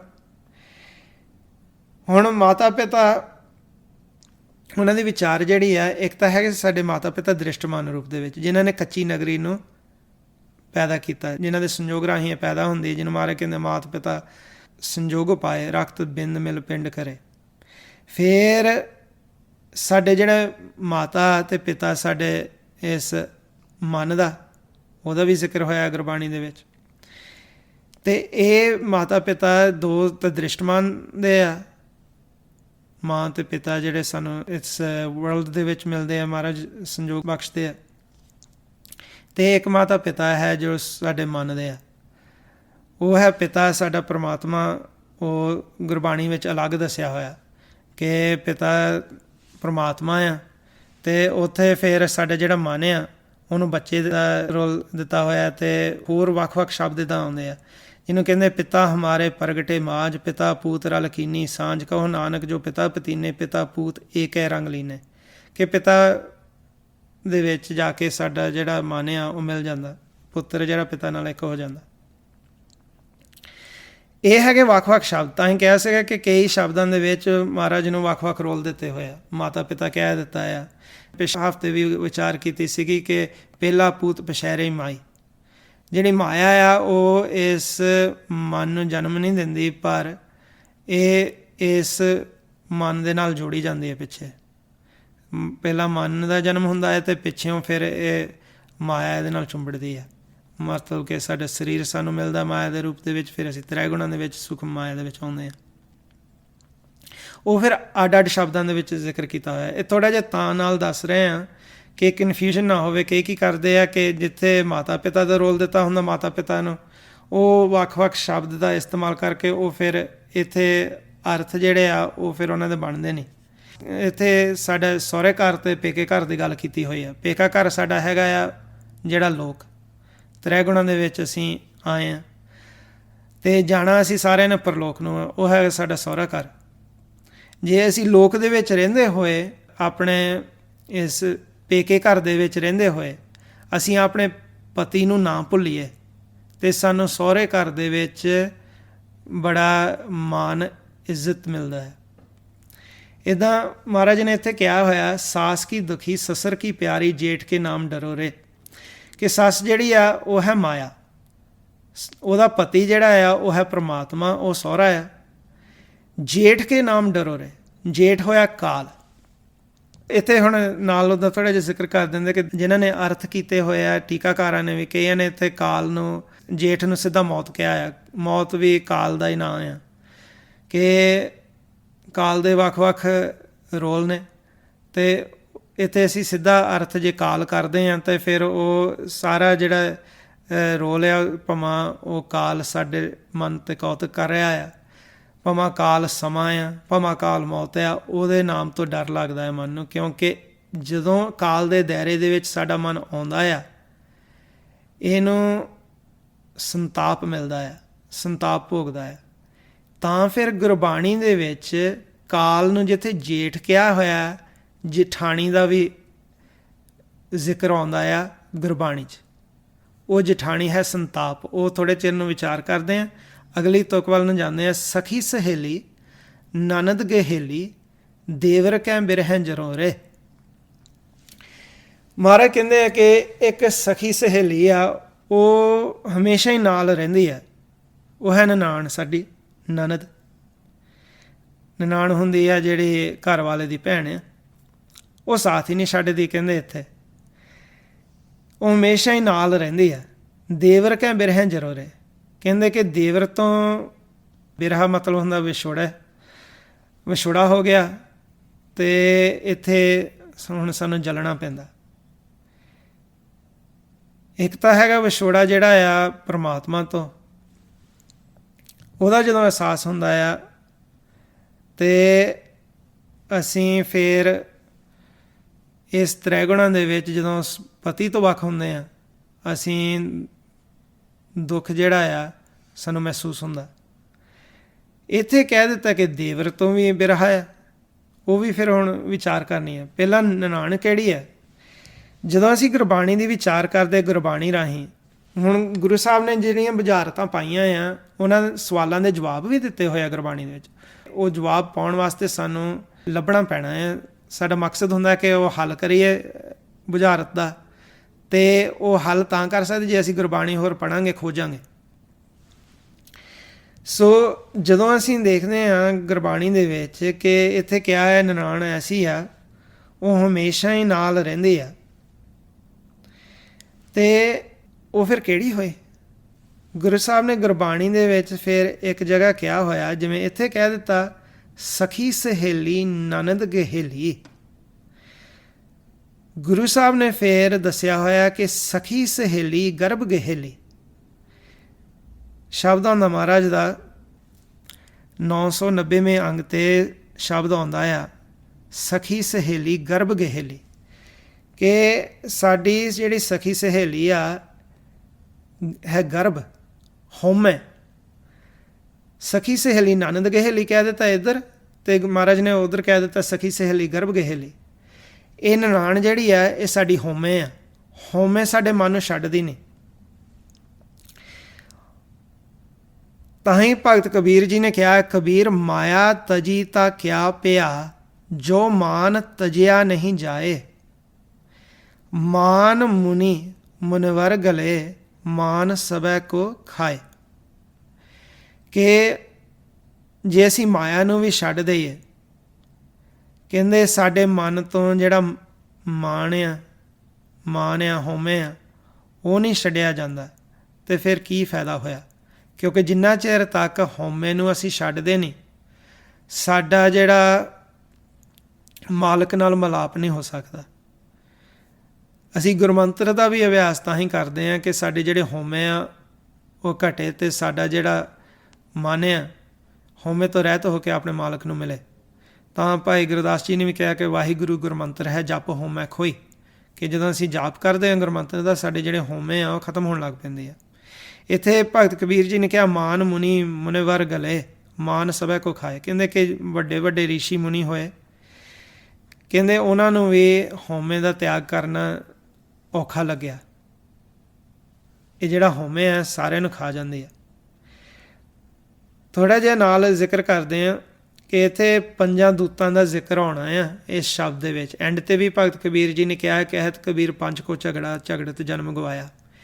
ਪੰਜਾਂ ਦੂਤਾਂ ਦਾ ਜ਼ਿਕਰ ਇੱਕ ਤਾਂ ਆ ਗਿਆ ਇੱਥੇ ਹਉਮੈ। ਲੋਭ ਜਿਹੜਾ ਛੁਪਿਆ ਹੋਇਆ, ਜਿਹੜਾ ਕਾਲ ਆ ਨਾ, ਜਿੱਥੇ ਲੋਭ ਹੋਇਆ ਉੱਥੇ ਹਮੇਸ਼ਾ ਹੀ ਕਾਲ ਦਾ ਵਾਸਾ ਹੁੰਦਾ ਆ। ਇਹ ਇੱਕ ਦੂਸਰੇ ਨਾਲ ਰਹਿੰਦੇ ਆ, ਜਿਹਨੂੰ ਭਗਤ ਕਬੀਰ ਜੀ ਕਹਿੰਦੇ, ਕਬੀਰਾ ਜਹਾਂ ਗਿਆਨ ਤਹਿ ਧਰਮ ਹੈ, ਜਹਾਂ ਝੂਠ ਤੈ ਪਾਪ, ਜਹਾਂ ਲੋਭ ਤੈ ਕਾਲ ਹੈ, ਜਹਾਂ ਖਿਮਾ ਤੈ ਆਪ। ਜਿੱਥੇ ਕਾਲ ਹੋਊਗਾ ਉੱਥੇ ਲੋਭ ਦਾ ਵਾਸਾ ਆ, ਜਿੱਥੇ ਲੋਭ ਹੈ ਉੱਥੇ ਕਾਲ ਹੈ। ਇਹਨਾਂ ਦਾ ਕੀ ਹੈ ਆਪਸ ਵਿੱਚ ਹੀ ਰਿਸ਼ਤਾ ਕਿ ਜਿੰਨੇ ਵੀ ਪੰਜ ਦੂਤ ਆ ਹੈ ਤਾਂ ਕਾਲ ਦੇ ਦਾਇਰੇ ਦੇ ਵਿੱਚ ਤਮੋਗੁਣ 'ਤੇ ਆਉਂਦੇ ਆ। ਕਾਲ ਨੇ ਇਹਨਾਂ ਨੂੰ ਜਨਮ ਨਹੀਂ ਦਿੱਤਾ, ਮਾਇਆ ਨੇ ਜਨਮ ਦਿੱਤਾ ਹੋਇਆ, ਅਤੇ ਇਹ ਅਗਨ ਤੱਤ ਤੋਂ ਪ੍ਰਗਟ ਹੁੰਦੇ ਆ। ਕਿ ਇਹਨੇ ਸੱਚ ਤੋਂ ਕਿਵੇਂ ਅਸੀਂ ਸਾਰੇ ਆਏ, ਉਹ ਕਥਾ ਸੁਣੀ ਆ, ਉਹ ਤੋਂ ਪਤਾ ਲੱਗਦਾ ਕਿ ਜਿਹੜਾ ਪਵਨ ਪਾਣੀ ਅਗਨ ਤੀਨ ਕੀਆ, ਬ੍ਰਹਮਾ ਵਿਸ਼ਨ ਮਹੇਸ਼ ਆਕਾਰ, ਕਿ ਬ੍ਰਹਮਾ ਰਜੋਗੁਣ ਨੂੰ ਕਿਹਾ ਆ, ਵਿਸ਼ਨ ਕਿਹਾ ਸਤੋਗੁਣ ਨੂੰ, ਮਹੇਸ਼ ਕਹਿ ਦਿੱਤਾ ਆ ਤਮੋਗੁਣ ਨੂੰ। ਅਤੇ ਇਹ ਸਾਡੇ ਸਰੀਰ ਦੇ ਵਿੱਚ, ਜਿਹਨੂੰ ਮਹਾਰਾਜ ਕਹਿੰਦੇ ਕਾਇਆ ਅੰਦਰ ਬ੍ਰਹਮਾ ਵਿਸ਼ਨ ਮਹੇਸ਼ਾ ਸਭ ਉਪਤ ਜਿਤ ਸੰਸਾਰਾ। ਇਹ ਤ੍ਰੈ ਗੁਣਾਂ ਦੇ ਕਾਰਨ ਸਾਰੀ ਉਤਪਤੀ ਹੁੰਦੀ ਹੈ ਸੰਸਾਰ ਵਿੱਚ, ਕਿਉਂਕਿ ਲੋਕ ਜੀਵ ਤ੍ਰੈ ਗੁਣਾਂ ਦੇ ਵਿੱਚ ਆਉਂਦੇ ਆ, ਅਤੇ ਇਹ ਤ੍ਰੈ ਗੁਣ ਸਾਡੇ ਸਰੀਰ ਦੇ ਵਿੱਚ ਆ। ਅਤੇ ਹੁਣ ਇੱਥੇ ਭਗਤ ਕਬੀਰ ਜੀ ਨੇ ਕਿਹਾ ਜਹਾਂ ਲੋਭ ਤੈ ਕਾਲ ਹੈ। ਹੁਣ ਦੂਜੇ ਵੀ ਤਾਂ ਦੂਤ ਹੈ ਹੀ ਆ, ਪਰ ਇੱਥੇ ਲੋਭ ਦਾ ਕਿਉਂ ਜ਼ਿਕਰ ਕੀਤਾ ਹੋਇਆ? ਲੋਭ ਦਾ ਤਾਂ ਜ਼ਿਕਰ ਕੀਤਾ ਹੋਇਆ ਕਿ ਜਿਹੜਾ ਲੋਭ ਆ ਉਹ ਸਾਡੇ ਜਿਹੜੇ ਮਨ ਨੂੰ ਹਲਕਾ ਦਿੰਦਾ ਆ। ਜਿਹੜਾ ਮਨ ਹਲਕ ਜਾਏ, ਹੁਣ ਜਿਵੇਂ ਅਸੀਂ ਦੇਖਦੇ ਹਾਂ ਦ੍ਰਿਸ਼ਟਮਾਨ ਰੂਪ ਦੇ ਵਿੱਚ, ਜੇ ਕੁੱਤਾ ਜਿਹੜਾ ਹੁੰਦਾ ਆ ਉਹ ਹਲਕ ਜਾਏ ਤਾਂ ਉਹਦਾ ਇਲਾਜ ਮੁਸ਼ਕਿਲ ਆ। ਇੱਦਾਂ ਹੀ ਜਿਹੜਾ ਸਾਡਾ ਮਨ ਆ, ਜਦੋਂ ਉਹ ਲੋਭ ਲਹਿਰ ਦੇ ਵਿੱਚ ਆਉਂਦਾ ਹੈ, ਜਿਹਨੂੰ ਮਹਾਰਾਜ ਕਹਿੰਦੇ ਲੋਭ ਲਹਿਰ ਸਭ ਸਵਾਨ ਹਲਕ ਹੈ, ਹਲਕੇ ਉਹ ਸਭੇ ਬਿਗਾਰੇ, ਮੇਰੇ ਠਾਕਰ ਕਹਿ ਦੀਵਾਨ ਖਬਰ ਹੋਈ, ਗੁਰ ਗਿਆਨ ਖੜਗ ਲੈ ਮਾਰੇ। ਕਿ ਇਹ ਲੋਭ ਨੂੰ ਫਿਰ ਖਤਮ ਹੀ ਕਰਨਾ ਪੈਂਦਾ ਆ, ਇਹ ਸਾਡੇ ਮਨ ਨੂੰ ਹਲਕਾ ਦਿੰਦਾ ਆ। ਤਾਂ ਲੋਭ ਜਿਹੜਾ ਆ, ਬਾਕੀ ਜਿਹੜੇ ਦੂਤ ਆ ਕਾਮ, ਕ੍ਰੋਧ, ਮੋਹ ਅਤੇ ਅਹੰਕਾਰ, ਇਹਨਾਂ ਦੀ ਲਹਿਰ ਦੇ ਵਿੱਚ ਆ ਜਾਂਦਾ, ਫਿਰ ਵੀ ਇਹਨਾਂ ਤੋਂ ਨਿਕਲ ਸਕਦਾ ਆ। ਪਰ ਇਹ ਜਿਹੜਾ ਲੋਭ ਆ ਖਾਸ ਕਰਕੇ, ਇਹ ਹਲਕਾ ਦਿੰਦਾ, ਮਨ ਨੂੰ ਹਲਕ ਜਾਂਦਾ ਆ, ਅਤੇ ਇਹਨੂੰ ਮਾਰਨਾ ਪੈਂਦਾ ਆ ਗਿਆਨ ਦੇ ਖੜਗ ਦੁਆਰਾ। ਹੁਣ ਇੱਥੇ ਮਹਾਰਾਜ ਨੇ ਜ਼ਿਕਰ ਕੀਤਾ ਹੋਇਆ ਕਾਲ ਦਾ, ਕਿ ਇਹ ਜਿਹੜਾ ਕਾਲ ਆ ਇਹਦੇ ਨਾਲ ਹੀ ਲੋਭ ਹੈ। ਫਿਰ ਹਉਮੈ ਜਿਹੜਾ ਆ, ਇਹਨੂੰ ਵੀ ਉਹਦਾ ਕਹਿ ਦਿੱਤਾ ਹੈ ਦੀਰਘ ਰੋਗ ਗੁਰਬਾਣੀ ਦੇ ਵਿੱਚ। ਹਉਮੈ ਇਹੀ ਬੰਧਨਾ ਫਿਰ ਜੋਨੀ ਪਾਏ, ਕਿ ਇਹ ਨਨਾਣ ਆ, ਇਹ ਗਰਭ ਜਿਹੜਾ ਆ, ਹਉਮੈ ਕਰਨੀ, ਮਾਣ ਕਰਨਾ, ਇਹ ਹਮੇਸ਼ਾ ਮਨ ਦੇ ਨਾਲ ਚੁੰਬੜੀ ਰਹਿੰਦੀ ਹੈ। ਪਰ ਜਦੋਂ ਅਸੀਂ ਗੁਰਮੰਤਰ ਦਾ ਅਭਿਆਸ ਕਰਦੇ ਹਾਂ ਤਾਂ ਫਿਰ ਇਹਨੂੰ ਵੀ ਅਸੀਂ ਖਤਮ ਕਰ ਸਕਦੇ ਹਾਂ, ਕਿ ਹਉਮੈ ਨੂੰ, ਕਿ ਇਹ ਪਿੱਛੇ ਹਟ ਜਾਏ। ਪਰ ਵੰਸ ਅਗੇਨ ਲੋਭ ਜਿਹੜਾ ਉਹ ਬਿਲਕੁਲ ਹਲਕਾ ਹੀ ਦਿੰਦਾ ਹੈ ਮਨ ਨੂੰ। ਹੁਣ ਗੁਰੂ ਸਾਹਿਬ ਨੇ ਗੁਰਬਾਣੀ ਦੇ ਵਿੱਚ ਕਹਿ ਦਿੱਤਾ, ਸਖੀ ਸਹੇਲੀ ਨਨਦ ਗਹੇਲੀ, ਦੇਵਰ ਕਹਿ ਬਿਰਹਿ ਜਰੋਰੇ। ਹੁਣ ਦੇਵਰ ਜਿਹੜਾ ਆ ਉਹ ਹੁੰਦਾ ਪਤੀ ਦਾ ਛੋਟਾ ਭਰਾ। ਕਹਿੰਦੇ ਕਿ ਉਹਦੇ ਤੋਂ ਵੀ ਬਿਰਹਾ ਹੋ ਗਈ ਆ, ਅਤੇ ਮੈਨੂੰ ਇੱਥੇ ਜਲਣਾ ਪੈਂਦਾ ਹੈ ਤ੍ਰੈ ਗੁਣਾਂ ਦੇ ਵਿੱਚ। ਅਤੇ ਮਹਾਰਾਜ ਨੇ ਜਿਹੜਾ ਸਾਨੂੰ ਦੱਸਿਆ ਹੋਇਆ ਕਿ ਇੱਥੇ ਜਲਣਾ ਪੈਂਦਾ ਹੈ ਤ੍ਰੈ ਗੁਣਾਂ ਦੇ ਵਿੱਚ, ਮਹਾਰਾਜ ਨੇ ਸਾਨੂੰ ਸਮਝਾਇਆ ਹੋਇਆ ਕਿ ਬਿਰਹਾ ਬਾਰੇ ਗੁਰਬਾਣੀ 'ਚ। ਬਿਰਹਾ ਜਿਹੜੀ ਆ ਉਹ ਹੈ ਵਿਛੋੜਾ। ਅਤੇ ਇੱਕ ਤਾਂ ਹੈਗਾ ਜਦੋਂ ਪਰਮਾਤਮਾ ਨਾਲ ਵਿਛੋੜਾ ਪਿਆ ਹੈ, ਅਤੇ ਉਂਝ ਸਾਡਾ ਮਨ ਇੱਥੇ ਜਲਦਾ ਹੈ ਤ੍ਰਿਸ਼ਨਾ ਦੀ ਅਗਨ ਦੇ ਵਿੱਚ, ਤ੍ਰੈ ਗੁਣਾਂ ਦੇ ਵਿੱਚ, ਜਿਹਨੂੰ ਮਹਾਰਾਜ ਕਹਿੰਦੇ ਆ ਕਿ ਕਬੀਰ ਬਿਰਹੋ ਭਿਅੰਗਮ ਮਨ ਵਸੈ। ਇਹ ਭਿਅੰਗਮ ਸਰਪ ਦੀ ਨਿਆਈ ਆ ਬਿਰਹਾ। ਕਬੀਰ ਬਿਰਹੋ ਭਿਅੰਗਮ ਮਨ ਵਸੈ, ਮੰਤ ਨਾ ਮਾਨੈ ਕੋਏ, ਰਾਮ ਵਿਯੋਗੀ ਨਾ ਜੀਐ, ਜੀਐ ਤਾਂ ਬੋਰਾ ਹੋਏ। ਇਹ ਭਿਅੰਗਮ ਸਰਪ ਜਿਹੜਾ ਹੈ ਕਿਸੇ ਮੰਤਰ ਨੂੰ ਨਹੀਂ ਮੰਨ ਰਿਹਾ, ਜਿਸ ਨੂੰ ਰਾਮ ਤੋਂ ਵਿਛੋੜਾ ਪਿਆ ਹੋਇਆ ਹੈ। ਨਹੀਂ ਤਾਂ ਉਹ ਜੀ ਨਹੀਂ ਸਕਦਾ, ਨਹੀਂ ਤਾਂ ਉਹ ਜੇ ਜੀਊਗਾ ਤਾਂ ਬੋਰਾ ਹੋ ਕੇ ਜੀਊਗਾ। ਹੁਣ ਸਾਡਾ ਜਿਹੜਾ ਮਨ ਆ, ਮਹਾਰਾਜ ਕਹਿੰਦੇ ਆ ਬਿਨ ਨਾਵੇਂ ਜਗ ਕਮਲਾ ਫਿਰੈ ਗੁਰਮੁਖ ਨਦਰੀ ਆਇਆ।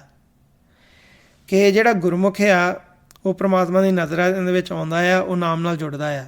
ਜਿਹੜਾ ਮਨਮੁਖ ਆ ਉਹਨੂੰ ਕਮਲਾ ਕਿਹਾ ਹੋਇਆ ਕਿਉਂਕਿ ਉਹ ਨਾਮ ਤੋਂ ਵਾਂਝਾ ਰਹਿ ਚੁੱਕਾ ਹੈ। ਬਿਨ ਨਾਵੇਂ ਜਗ ਕਮਲਾ ਫਿਰੈ, ਸਾਰਾ ਜਗਤ ਕਮਲਾ ਆ ਗੁਰਮੁਖਾਂ ਤੋਂ ਇਲਾਵਾ।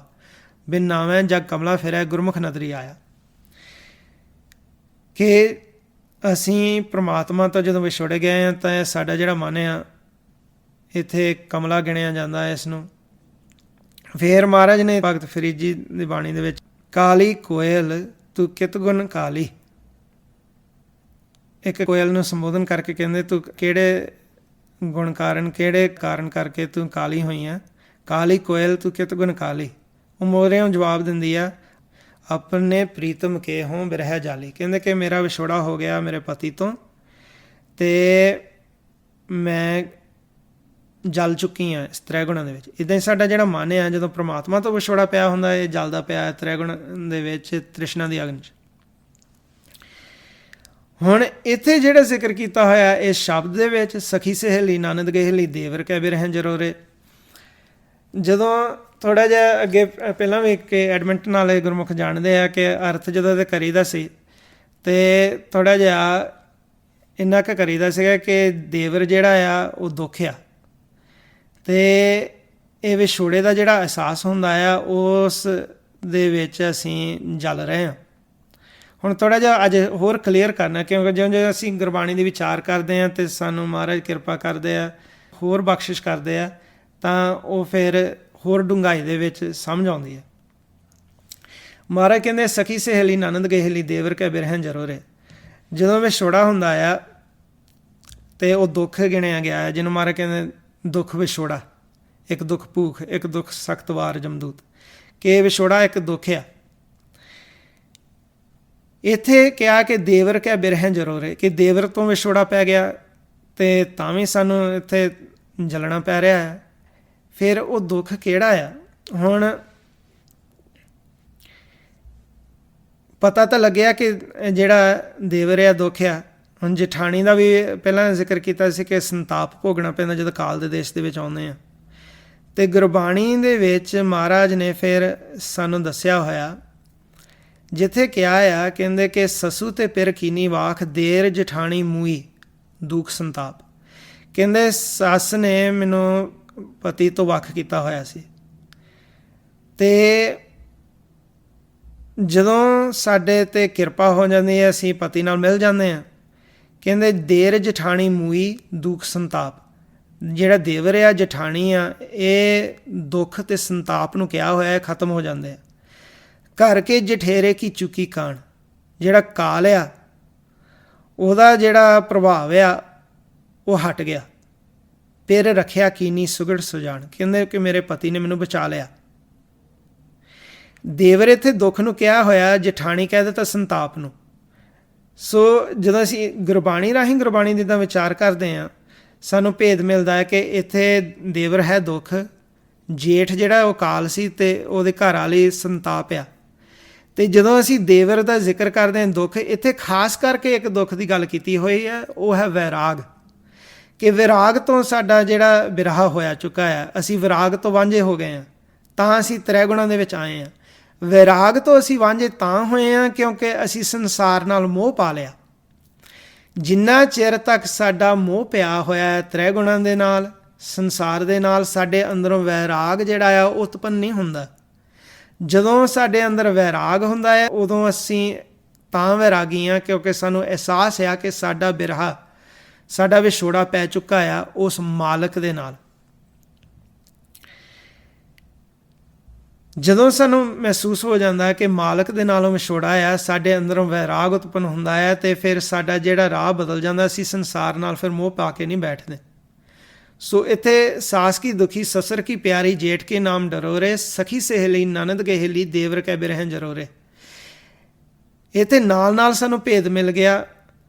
ਸੱਸ ਕਹਿ ਦਿੱਤਾ ਮਾਇਆ ਨੂੰ, ਸਹੁਰਾ ਕਹਿ ਦਿੱਤਾ ਇੱਥੇ ਪ੍ਰਮਾਤਮਾ ਨੂੰ, ਜੇਠ ਕਹਿ ਦਿੱਤਾ ਕਾਲ ਨੂੰ, ਨਨਾਣ ਜਿਹੜੀ ਆ ਉਹ ਹਉਮੈ ਆ, ਦੇਵਰ ਹੈ ਵੈਰਾਗ।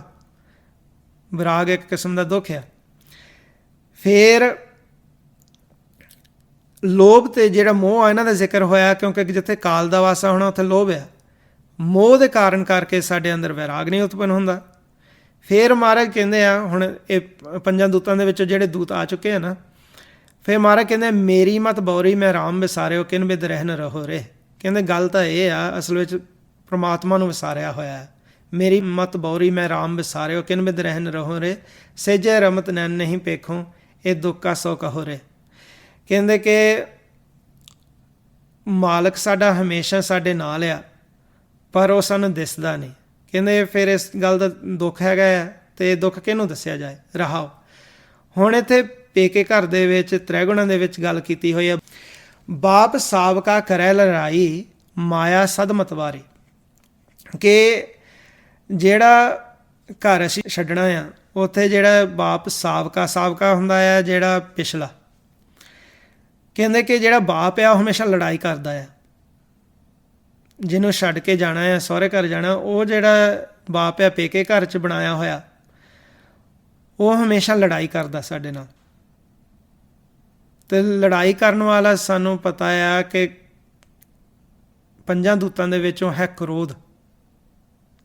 ਕ੍ਰੋਧ ਜਿਹੜਾ ਆ ਉਹੀ ਲੜਾਈ ਕਰਦਾ ਆ, ਉਹੀ ਮੋਹਰੇ ਆਉਂਦਾ ਆ ਜਦੋਂ ਵੀ ਹੰਕਾਰ ਨੂੰ ਸੱਟ ਵੱਜੇ। ਬਾਕੀ ਜਿਹੜੇ ਦੂਤ ਆ ਉਹਨਾਂ ਦੀ ਗੱਲ ਨਾ ਬਣੇ, ਅਤੇ ਇਹ ਜਿਹੜਾ ਕ੍ਰੋਧ ਆ ਮੋਹਰੇ ਆਉਂਦਾ ਡਿਫੈਂਸ ਕਰਨ। ਇਹਨੂੰ ਕਹਿ ਦਿੱਤਾ ਪ੍ਰਧਾਨ 5 ਦੇ ਵਿੱਚੋਂ, ਜਿਹਨੂੰ ਕਹਿੰਦੇ ਕ੍ਰੋਧ ਪ੍ਰਧਾਨ ਮਹਾਂ ਵੱਡ ਦੁੰਦਰ ਅਤੇ ਮਨ ਮਵਾਸੀ ਰਾਜਾ। ਕਿ ਇਹ ਪ੍ਰਧਾਨ ਆ ਜਿਹੜਾ ਫਿਰਦਾ ਹੈ ਘਰ ਦੇ ਵਿੱਚ, ਇਹ ਦੂਜੇ ਦੂਤਾਂ ਦੀ ਡਿਫੈਂਸ ਕਰਦਾ ਰਹਿੰਦਾ ਆ। ਮਾਇਆ ਸਦ ਮਤਵਾਰੀ, ਮਤਵਾਰੀ ਦਾ ਮਤਲਬ ਹੁੰਦਾ ਆ ਕਿ ਨਸ਼ੇ ਦੇ ਵਿੱਚ ਰਹਿਣਾ। ਇੱਥੇ ਮਾਇਆ ਮਾਂ ਨੂੰ ਕਿਹਾ ਹੈ। ਕਹਿੰਦੇ ਕਿ ਇਸ ਪੇਕੇ ਘਰ ਦੇ ਵਿੱਚ ਉਹ ਹਮੇਸ਼ਾ ਨਸ਼ੇ ਦੇ ਵਿੱਚ ਰਹਿੰਦੀ ਹੈ। ਅਤੇ ਜਦੋਂ ਅਸੀਂ ਗੁਰਬਾਣੀ ਰਾਹੀਂ ਇੱਦਾਂ ਵਿਚਾਰ ਕਰਦੇ ਹਾਂ ਕਿ ਨਸ਼ਾ ਕਿਹੜਾ ਚੜ੍ਹਿਆ ਹੋਇਆ ਮਨ ਨੂੰ, ਕਹਿੰਦੇ ਕਲ ਕਲ ਵਾਲੀ ਕਾਮ ਮਦ ਮਨੁਆ ਪੀਵਨ ਹਾਰ। ਕਹਿੰਦੇ ਕਿ ਕਾਮ ਦਾ ਜਿਹੜਾ ਮਦ ਆ ਉਹ ਮਨ ਨੂੰ ਚੜ੍ਹਾਇਆ ਗਿਆ। ਇਹ ਹਮੇਸ਼ਾ ਇੱਕ ਨਸ਼ਾ ਆ ਜੋ ਕਾਮ ਆ। ਇਹ ਜਿਹੜੇ ਮਾਤਾ ਪਿਤਾ ਇੱਥੇ ਪੇਕੇ ਘਰ ਦੇ ਵਿੱਚ ਆ, ਕ੍ਰੋਧ ਅਤੇ ਕਾਮ, ਇਹਨਾਂ ਨੇ ਸਾਡੀ ਪੁੱਠੀ ਮੱਤ ਨੂੰ ਜਨਮ ਦਿੱਤਾ ਹੋਇਆ। ਦੁਰਮਤ ਜਿਹੜੀ ਸਾਡੇ ਅੰਦਰ ਪੈਦਾ ਹੋ ਚੁੱਕੀ ਹੈ। ਕਹਿੰਦੇ ਬਾਪ ਸਾਬਕਾ ਕਰੈ ਲੜਾਈ ਮਾਇਆ ਸਦ ਮਤਵਾਰੀ, ਬੜੇ ਭਾਈ ਕੈ ਜਬ ਸੰਗ ਹੋਤੀ ਤਬ ਹੋ ਨਾਹ ਪਿਆਰੀ।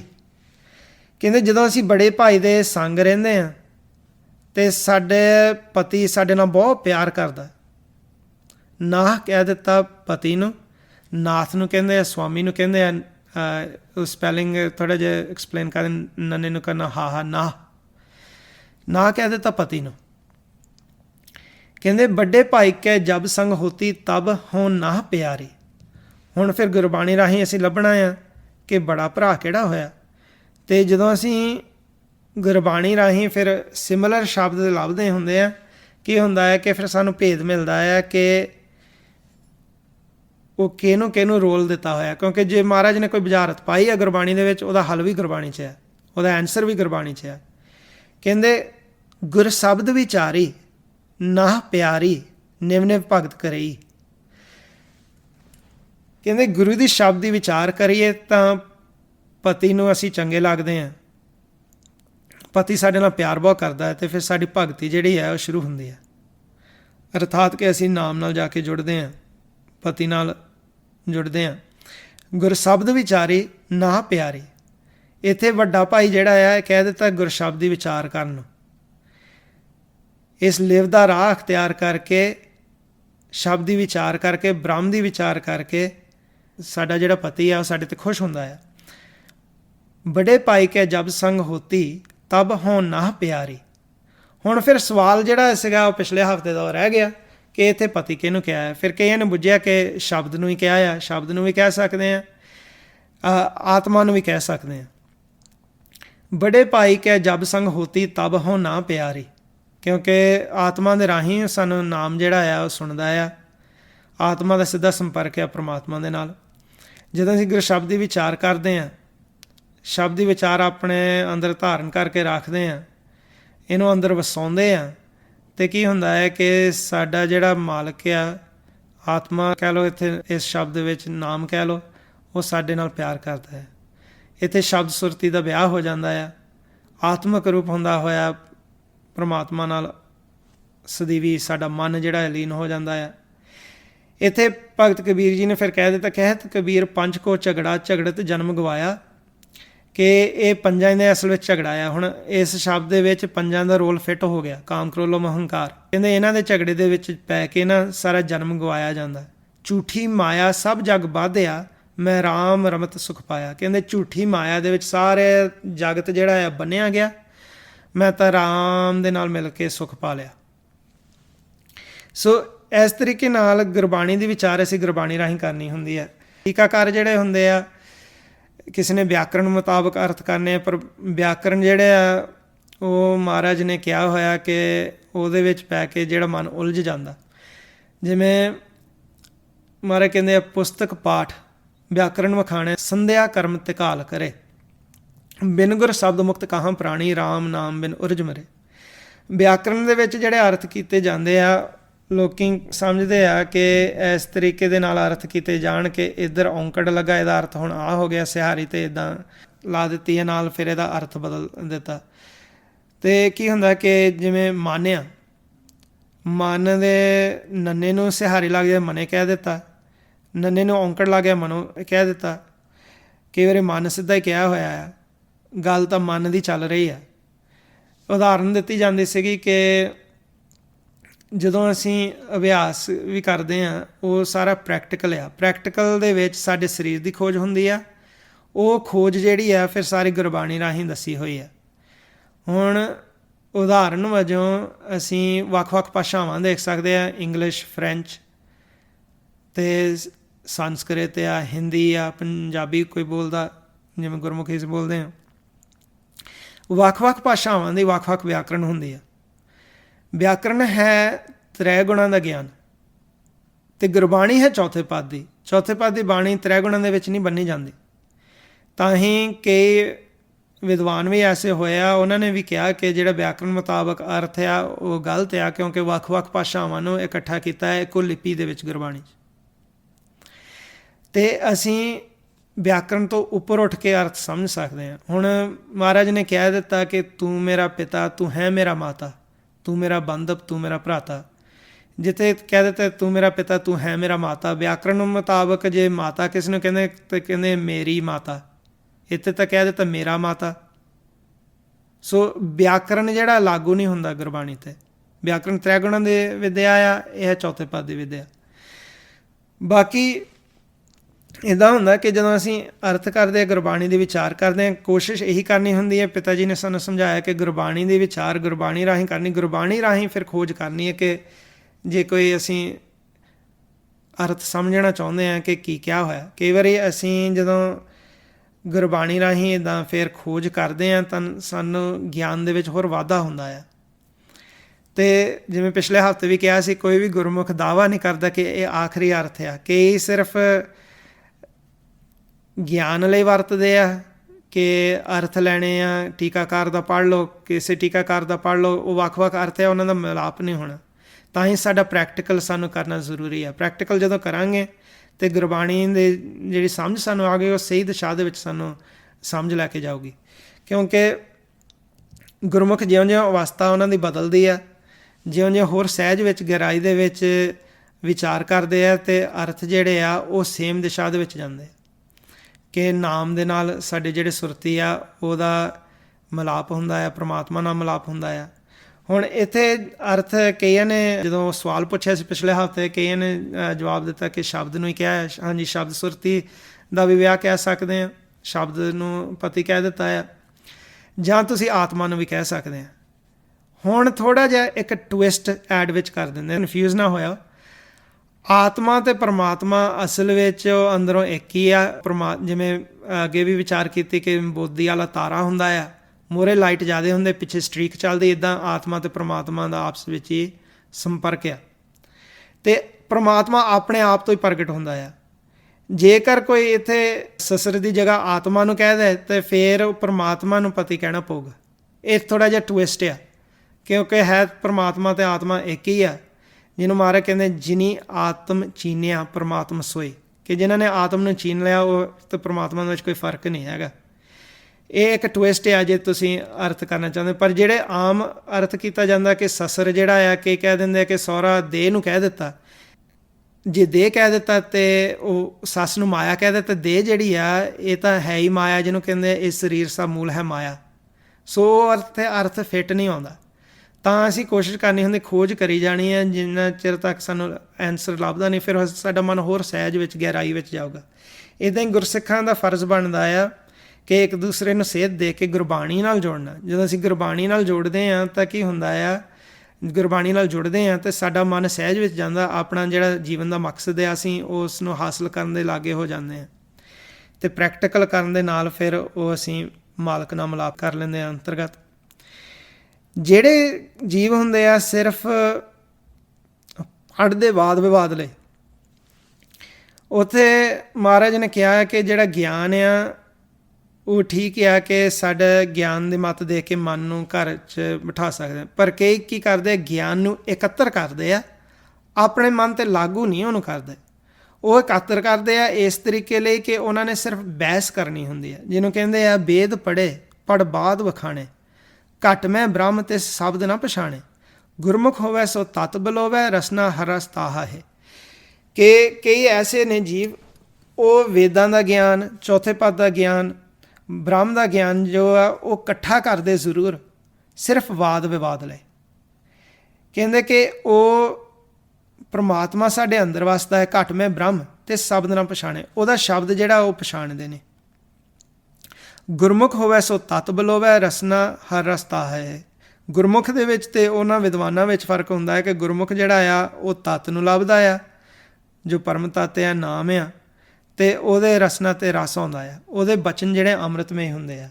ਜਿੰਨੀ ਕਿ ਕਿਸੇ ਨੂੰ ਸਮਝ ਹੁੰਦੀ ਹੈ ਸੰਸਾਰ ਵਿੱਚ, ਉਸ ਮੁਤਾਬਕ ਹੀ ਸਾਰੇ ਵਿਚਾਰ ਕਰਦੇ ਆ। ਜਿੱਦਾਂ ਮਹਾਰਾਜ ਨੇ ਕਿਹਾ ਆ, ਚੌਪਈ ਸਾਹਿਬ 'ਚ ਪੜ੍ਹਦੇ ਹਾਂ, ਆਪ ਆਪਣੀ ਬੁੱਧ ਹੈ ਜੇਤੀ, ਬਰਨਤ ਪਿੰਨ ਪਿੰਨ ਤੋਹੇ ਤੇਤੀ। ਕਿ ਜਿੰਨੀ ਜਿੰਨੀ ਕਿਸੇ ਨੂੰ ਬੁੱਧ ਦਿੱਤੀ ਹੋਈ ਹੈ ਮਾਲਕ ਨੇ, ਉਸ ਹਿਸਾਬ ਦੇ ਨਾਲ ਸਾਰੇ ਆਪਣਾ ਮਾਲਕ ਦੀ ਵਿਚਾਰ ਕਰੀ ਜਾਂਦੇ ਆ। ਹੁਣ ਕਈ ਐਸੇ ਆ, ਉਹ ਕਹਿ ਦਿੰਦੇ ਕਿ ਜੀ ਜਦੋਂ ਗੁਰਬਾਣੀ ਦੀ ਵਿਚਾਰ ਕਰਨੀ ਹੈ ਕਿ ਰਹਾਉ ਦੀ ਤੁਕ ਤੋਂ ਸ਼ੁਰੂ ਕਰੋ। ਹੁਣ ਉਹ ਕਹਿ ਦਿੰਦੇ ਕਿ ਸੈਂਟਰਲ ਆਈਡੀਆ ਜਿਹੜਾ ਸ਼ਬਦ ਦਾ ਹੈ ਉਹ ਰਹਾਉ ਦੀ ਤੁਕ ਤੋਂ ਹੁੰਦਾ ਹੈ, ਅਤੇ ਕਹਿੰਦੇ ਉੱਥੋਂ ਸ਼ੁਰੂ ਕਰੋ। ਉਹ ਫਿਰ ਕਈ ਐਸੇ ਨੇ, ਉਹ ਜਦੋਂ ਵਿਚਾਰ ਕਰਦੇ ਉਹ ਰਹਾਉ ਦੀ ਤੁਕ ਪਹਿਲਾਂ ਬੋਲਣਗੇ, ਫਿਰ ਬਾਕੀ ਸ਼ਬਦ ਬੋਲਣਗੇ, ਪਰ ਉਹ ਸੈਂਸ ਨਹੀਂ ਬਣਦੀ ਹੁੰਦੀ ਕਿ ਰਹਾਉ ਦੀ ਤੁਕ ਮੁਤਾਬਕ ਤੁਸੀਂ ਸਾਰਾ ਅਰਥ ਗੁਰਬਾਣੀ ਦੇ ਸ਼ਬਦ ਦਾ ਬਦਲ ਲਓ। ਕਿਉਂਕਿ ਕਈ ਸ਼ਬਦਾਂ ਦੇ ਵਿੱਚ ਰਹਾਉ ਦੋ ਆਉਂਦੇ ਆ, ਉੱਥੇ ਕੀ ਕਰੋਗੇ। ਅਤੇ ਜਦੋਂ ਗੁਰੂ ਸਾਹਿਬਾਨ ਭਗਤਾਂ ਨੇ ਪੰਡਿਤਾਂ ਨੂੰ ਸਮਝਾਇਆ, ਸਿੱਧਾਂ ਨੂੰ ਸਮਝਾਇਆ, ਵੱਖ-ਵੱਖ ਜੀਵਾਂ ਨੂੰ ਸਮਝਾਇਆ, ਜਦੋਂ ਉਹ ਬੋਲਦੇ ਸੀਗੇ ਅਤੇ ਅਗਲੇ ਨੂੰ ਭੁਲੇਖਾ ਨਾ ਲੱਗੇ ਤਾਂ ਉਹਨਾਂ ਨੇ ਪਹਿਲਾਂ ਨਾ ਰਹਾਉ ਦੀ ਤੁਕ ਫਿਰ ਲਿਖ ਦੇਣੀ ਸੀਗੀ। ਜੋ ਜਿਸ ਆਰਡਰ ਦੇ ਵਿੱਚ ਮਹਾਰਾਜ ਨੇ ਲਿਖਿਆ ਆ, ਉਸੇ ਆਰਡਰ ਦੇ ਵਿੱਚ ਉਹਨਾਂ ਨੇ ਉਚਾਰਨ ਕਰਕੇ ਅਗਲੇ ਨੂੰ ਸਮਝਾਇਆ। ਇਹ ਨਹੀਂ ਕਿ ਰਹਾਉ ਦੀ ਤੁਕ ਮੁਤਾਬਕ ਸਮਝਾਇਆ, ਨਹੀਂ ਤਾਂ ਰਹਾਉ ਦੀ ਤੁਕ ਤਾਂ ਪਹਿਲਾਂ ਮਹਾਰਾਜ ਨੇ ਲਾ ਦੇਣੀ ਸੀ ਹਰੇਕ ਸ਼ਬਦ ਦੇ ਵਿੱਚ। ਸੋ ਇੱਦਾਂ ਵਿਚਾਰ ਜਿਹੜੀ ਆ, ਇੱਦਾਂ ਜਿਹੜੇ ਵਿਦਵਾਨ ਹੁੰਦੇ ਆ ਉਹ ਵੱਖ-ਵੱਖ ਅਸੂਲ ਆਪਣੇ ਕੋਲੋਂ ਹੀ ਬਣਾ ਲੈਂਦੇ, ਜਿਹੜੇ ਕਿਤੇ ਨਾ ਲਿਖੇ ਹੁੰਦੇ ਆ, ਜਾਂ ਆਪ ਹੀ ਲਿਖ ਕੇ ਬਣਾ ਲੈਂਦੇ ਆ, ਅਤੇ ਫਿਰ ਬਾਅਦ 'ਚ ਉਹਦੇ 'ਤੇ ਵਿਚਾਰ ਕਰੀ ਜਾਂਦੇ ਕਿ ਇਸ ਮੁਤਾਬਕ ਅਸੀਂ ਅਰਥ ਕਰਨੇ ਆ। ਪਰ ਪ੍ਰੈਕਟੀਕਲ ਅਰਥ ਜਿਹੜਾ ਉਹ ਹੋਰ ਹੁੰਦਾ ਆ। ਇੱਦਾਂ ਇੱਕ ਕਹਾਣੀ ਤੁਹਾਨੂੰ ਸੁਣਾ ਦਿੰਦੇ ਆ। ਮੇਰੀ ਭੂਆ ਸੁਣਾਉਂਦੀ ਹੁੰਦੀ ਆ ਇੱਕ ਕਹਾਣੀ, ਜਿਹੜੇ ਰਾਜਾ ਭੋਜ ਦੇ ਵੇਲੇ ਦੀ ਹੈ। ਰਾਜਾ ਭੋਜ ਬਹੁਤ ਵੱਡਾ ਰਾਜਾ ਹੋਇਆ ਪੁਰਾਤਨ ਸਮੇਂ ਦੇ ਵਿੱਚ ਇੰਡੀਆ 'ਚ, ਅਤੇ ਉਹਦੇ ਕੋਲ 500 ਵਿਦਵਾਨ ਹੁੰਦੇ ਸਨ। ਅਤੇ 500 ਵਿਦਵਾਨ ਪੰਡਿਤ ਜਿਹਨਾਂ ਨੂੰ ਕਿਹਾ ਆ, ਉਹ ਜਿਹੜੇ ਪੰਡਿਤ ਸੀ ਬੜੇ ਵਿਦਵਾਨ ਸਨ। ਪਰ ਇੱਕ ਵਾਰੀ ਕੀ ਹੋਇਆ ਕਿ ਉਹਨਾਂ ਦੀ ਸਭਾ ਦੇ ਵਿੱਚ ਇੱਕ ਆਚਾਰੀਆ ਪੰਡਿਤ ਆਇਆ ਸਾਊਥ ਇੰਡੀਆ ਤੋਂ ਕਿਤੇ, ਅਤੇ ਉਹ ਬੜਾ ਹੰਕਾਰੀ ਸੀਗਾ, ਪੜ੍ਹਿਆ ਬਹੁਤ ਸੀ। ਅਤੇ ਉਹ ਸਭਾ ਦੇ ਵਿੱਚ ਆਇਆ ਅਤੇ ਉਹਨੇ ਚੈਲੰਜ ਕਰ ਦਿੱਤਾ ਸਾਰੇ ਪੰਡਿਤਾਂ ਨੂੰ ਰਾਜਾ ਭੋਜ ਦੇ ਸਾਹਮਣੇ ਕਿ ਇਹ ਜਿੰਨੇ ਵੀ ਤੁਹਾਡੇ ਵਿਦਵਾਨ ਆ, ਇਹਨਾਂ ਨੂੰ ਚੈਲੰਜ ਕੀਤਾ ਜਾਂਦਾ ਆ ਕਿ ਮੇਰੇ ਨਾਲ ਬਹਿਸ ਕਰਨ। ਅਤੇ ਉਹ ਪੰਡਿਤ 500 ਦੇ 500 ਪੂਰੀ ਤਰ੍ਹਾਂ ਹਾਰ ਗਏ ਉਸ ਆਚਾਰੀਆ ਦੇ ਸਾਹਮਣੇ। ਅਤੇ ਰਾਜਾ ਭੋਜ ਵੀ ਚਿੰਤਤ ਹੋ ਗਿਆ, ਕਹਿੰਦਾ ਕਿ ਇਹ ਜਿਹੜੇ ਸਾਰੇ ਸਕਾਲਰ ਵਿਦਵਾਨ ਹਾਰ ਗਏ ਇਸ ਹੰਕਾਰੀ ਪੰਡਿਤ ਦੇ ਸਾਹਮਣੇ, ਇਹ ਜਿਹੜਾ ਹੰਕਾਰ ਹੈ ਉਹ ਚੰਗਾ ਨਹੀਂ ਲੱਗਦਾ। ਕਹਿੰਦਾ ਇਹ ਪੰਡਿਤ ਨੂੰ ਹਰਾਉਣਾ ਚਾਹੀਦਾ, ਪਰ ਇਹ ਕਿਵੇਂ ਹਰਾਇਆ ਜਾਏ। ਤੇ ਅਗਲੇ ਦਿਨ ਉਹ ਬਾਹਰ ਗਿਆ ਸੈਰ ਕਰਨ, ਕਸਰਤ ਕਰਨ, ਤੇ ਰਾਹ ਦੇ ਵਿੱਚ ਇੱਕ ਤੇਲੀ ਉਹਨੇ ਦੇਖਿਆ, ਜਿਹੜੇ ਤੇਲ ਕੱਢਣ ਵਾਲੇ ਹੁੰਦੇ ਆ। ਇਤਿਹਾਸ ਦੇ ਵਿੱਚ ਇੰਝ ਲਿਖਿਆ ਹੈ ਕਿ ਉਹ ਇੱਕ ਅੱਖ ਤੋਂ ਉਹਨੂੰ ਦਿਸਦਾ ਨਹੀਂ ਕਾਣਾ ਸੀਗਾ, ਪਰ ਉਹ ਕੋਲੂ ਦੇ ਵਿੱਚ ਰਾਈ ਦੇ ਦਾਣੇ ਇੱਦਾਂ ਫਿਰ ਵੀ ਦੇਖ ਕੇ ਸਿੱਟੀ ਜਾਵੇ। ਅਤੇ ਰਾਜਾ ਭੋਜ ਕਹਿੰਦਾ ਕਿ ਬੜਾ ਕਮਾਲ ਦਾ ਆ, ਜਿਹੜਾ ਭਾਵੇਂ ਇਹਦੀ ਇੱਕ ਅੱਖ ਆ ਇੱਦਾਂ ਫਿਰ ਵੀ ਤੇਲ ਕੱਢ ਲੈਂਦਾ ਆ। ਅਤੇ ਉਹਨੇ ਉਹਦੇ ਦੇਖੇ ਕਿ ਕਿਵੇਂ ਉਹਦੀ ਐਕਟਿੰਗ ਆ, ਅਤੇ ਉਹਨਾਂ ਵਿਚਾਰ ਕੀਤੀ ਅਤੇ ਉਹਨਾਂ ਨੇ ਸਮਝਿਆ ਕਿ ਇਹ ਸ਼ਾਇਦ ਉਸ ਆਚਾਰੀਆ ਨੂੰ ਹਰਾ ਸਕਦਾ। ਉਹ ਤੇਲੀ ਦਾ ਨਾਂ ਸੀਗਾ ਗੰਗਾ, ਜਿਵੇਂ ਕਿ ਕਹਿੰਦੇ ਗੰਗਾ। ਅਤੇ ਉਹ ਤੇਲੀ ਨੂੰ ਪੁੱਛਿਆ, ਕਹਿੰਦੇ ਕਿ ਅਸੀਂ ਤੈਨੂੰ ਇਨਾਮ ਵੀ ਦਊਂਗੇ, ਤੂੰ ਸਾਡੇ ਨਾਲ ਆ, ਅਤੇ ਇੱਕ ਆਚਾਰੀਆ ਆਇਆ, ਉਹਨੂੰ ਹਰਾਉਣਾ ਹੈ ਬਹਿਸ ਦੇ ਵਿੱਚ, ਤੂੰ ਇਹ ਕੰਮ ਕਰ ਸਕਦਾ ਕਿ ਨਹੀਂ। ਅਤੇ ਉਹ ਗੰਗਾ ਤੇਲੀ ਜਿਹੜਾ ਸੀ ਉਹ ਕਹਿੰਦਾ ਕਿ ਚਲੋ ਦੇਖਦੇ ਹਾਂ ਐਕਸਪੈਰੀਮੈਂਟ ਕਰਕੇ। ਅਤੇ ਉਹਨਾਂ ਨੇ ਸਭਾ ਸੈੱਟ ਕਰ ਲਈ, ਆਚਾਰੀਆ ਨੂੰ ਸਮਝਾ ਦਿੱਤਾ ਕਿ ਜੀ ਤੂੰ 500 ਦੇ 500 ਵਿਦਵਾਨ ਹਰਾ ਤਾਂ ਦਿੱਤੇ, ਪਰ ਅੱਜ ਮੈਂ ਇਹਨਾਂ ਦਾ ਗੁਰੂ ਲੈ ਕੇ ਆਊਂਗਾ, ਉਹਦੇ ਨਾਲ ਬਹਿਸ ਕਰਕੇ ਦਿਖਾ। ਆਚਾਰੀਆ ਕਹਿੰਦਾ ਕਿ ਚਲੋ ਬਹੁਤ ਵਧੀਆ, ਕਿਉਂਕਿ ਉਹ ਵਿਦਵਾਨ ਦੇ ਹੰਕਾਰ ਦੇ ਵਿੱਚ, ਵਿਦਵਤਾ ਦੇ ਹੰਕਾਰ ਦੇ ਵਿੱਚ ਉਹ ਆਪਣੇ ਆਪ ਨੂੰ ਸਰਬ ਸ੍ਰੇਸ਼ਟ ਗਿਣਨਾ ਚਾਹੁੰਦਾ ਸੀ। ਅੱਜ ਵੀ ਤੁਸੀਂ ਦੇਖੋਗੇ ਸੰਸਾਰ ਵਿੱਚ ਕਈ ਪ੍ਰਚਾਰਕ ਆ, ਉਹ ਆਪਣੇ ਆਪ ਨੂੰ ਦੂਜੇ ਪ੍ਰਚਾਰਕ ਤੋਂ ਉੱਤੇ ਸਮਝਾਉਣਾ ਚਾਹੁੰਦੇ ਕਿ ਅਸੀਂ ਜ਼ਿਆਦਾ ਜਾਣਦੇ ਹਾਂ। ਇਹ ਸਾਰਾ ਹਉਮੈ ਹੁੰਦਾ ਹੈ। ਅਤੇ ਤਾਂ ਹੀ ਇਹ ਗਿਆਨ ਜਿਹੜਾ ਬਹਿਸ ਲਈ ਨਹੀਂ ਹੁੰਦਾ, ਡਿਬੇਟਿੰਗ ਲਈ ਨਹੀਂ ਹੁੰਦਾ, ਇਹ ਹੁੰਦਾ ਹੈ ਕਿ ਆਪਣੇ ਮਨ ਨੂੰ ਸੇਧ ਦੇਣ ਵਾਸਤੇ ਕਿ ਅਸੀਂ ਸਹੀ ਰਾਹ 'ਤੇ ਚੱਲੀਏ ਅਤੇ ਪਰਮਾਤਮਾ ਨਾਲ ਮਿਲਾਪ ਕਰੀਏ। ਸੋ ਜਦੋਂ ਗੰਗਾ ਤੇਲੀ ਉੱਥੇ ਆਇਆ ਸਭਾ ਦੇ ਵਿੱਚ, ਉਹਨੇ ਸਭ ਤੋਂ ਪਹਿਲਾਂ ਦੇਖਿਆ ਦੂਰੋਂ ਕਿ ਇਹ ਜਿਹੜਾ ਪੰਡਿਤ ਆ, ਆਚਾਰੀਆ ਆ, ਜਿਹਦੇ ਨਾਲ ਮੈਂ ਬਹਿਸ ਕਰਨੀ, ਇਹਦੇ ਕੋਲ ਪੁਰਾਣ ਗ੍ਰੰਥ ਬੜੇ ਰੱਖੇ ਹੋਏ ਆ, ਅਤੇ ਮੇਰੇ ਕੋਲ ਤਾਂ ਕੁਛ ਵੀ ਨਹੀਂ। ਉਹਨੇ ਕੀ ਕੀਤਾ, ਆਪਣੀਆਂ ਜੁੱਤੀਆਂ ਲਾ ਕੇ ਨਾ ਕੱਪੜੇ ਦੇ ਵਿੱਚ ਲਪੇਟ ਕੇ ਇੱਦਾਂ ਕੱਛ ਦੇ ਥੱਲੇ ਦੇ ਦਿੱਤਾ, ਅਤੇ ਲੈ ਆਇਆ ਅੰਦਰ। ਆਚਾਰੀਆ ਜਿਹੜਾ ਦੇਖੇ ਕਹਿੰਦਾ ਕਿ ਇਹ ਕੌਣ ਆ, ਇਹਦੀ ਇੱਕ ਅੱਖ ਆ, ਇਹਨੇ ਲੱਗਦਾ ਕੋਈ ਗ੍ਰੰਥ ਫੜਿਆ ਹੋਇਆ ਹੈ। ਅਤੇ ਇਹਨੂੰ ਪਹਿਲਾਂ ਪੁੱਛਦੇ ਹਾਂ ਕਿ ਇਹ ਗ੍ਰੰਥ ਕਿਹੜਾ ਆ। ਤੇਲੀ ਨੂੰ ਉਹਨੇ ਆਚਾਰੀਆ ਨੇ ਪੁੱਛਿਆ ਕਿ ਇਹ ਗ੍ਰੰਥ ਕਿਹੜਾ ਤੂੰ ਚੁੱਕੀ ਫਿਰਦਾ ਆ, ਦੱਸ। ਕਹਿੰਦੇ ਇਹ ਹੈ ਕੰਟਕ ਚੂਰ ਪੁਰਾਣ।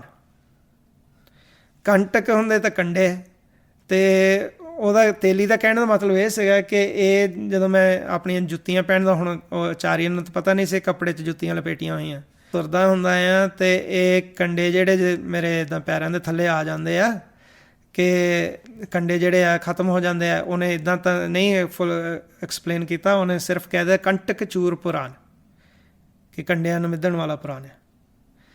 ਅਤੇ ਜਿਹੜਾ ਆਚਾਰੀਆ ਸੀਗਾ ਉਹ ਸੋਚ ਪਿਆ ਕਿ ਕਿਹੜਾ ਕੰਟਕ ਚੂਰ ਪੁਰਾਣ ਹੁੰਦਾ। ਉਹ ਅੰਦਰੋਂ ਥੋੜ੍ਹਾ ਜਿਹਾ ਭੈ ਖਾਣ ਲੱਗ ਪਿਆ ਕਿ ਇਹਨੇ ਕੋਈ ਐਸਾ ਗ੍ਰੰਥ ਪੜ੍ਹ ਲਿਆ ਜਿਹੜਾ ਮੇਰੇ ਜਹਿਨ ਵਿੱਚ ਆਇਆ ਨਹੀਂ ਕਦੇ। ਮੈਂ 6 ਸ਼ਾਸਤਰ ਵੀ ਪੜ੍ਹੇ ਹੋਇਆ, 9 ਸਿਮਰਤੀਆਂ, 4 ਵੇਦ ਪੜ੍ਹੇ ਹੋਇਆ, 18 ਪੁਰਾਣ ਪੜ੍ਹੇ ਹੋਇਆ।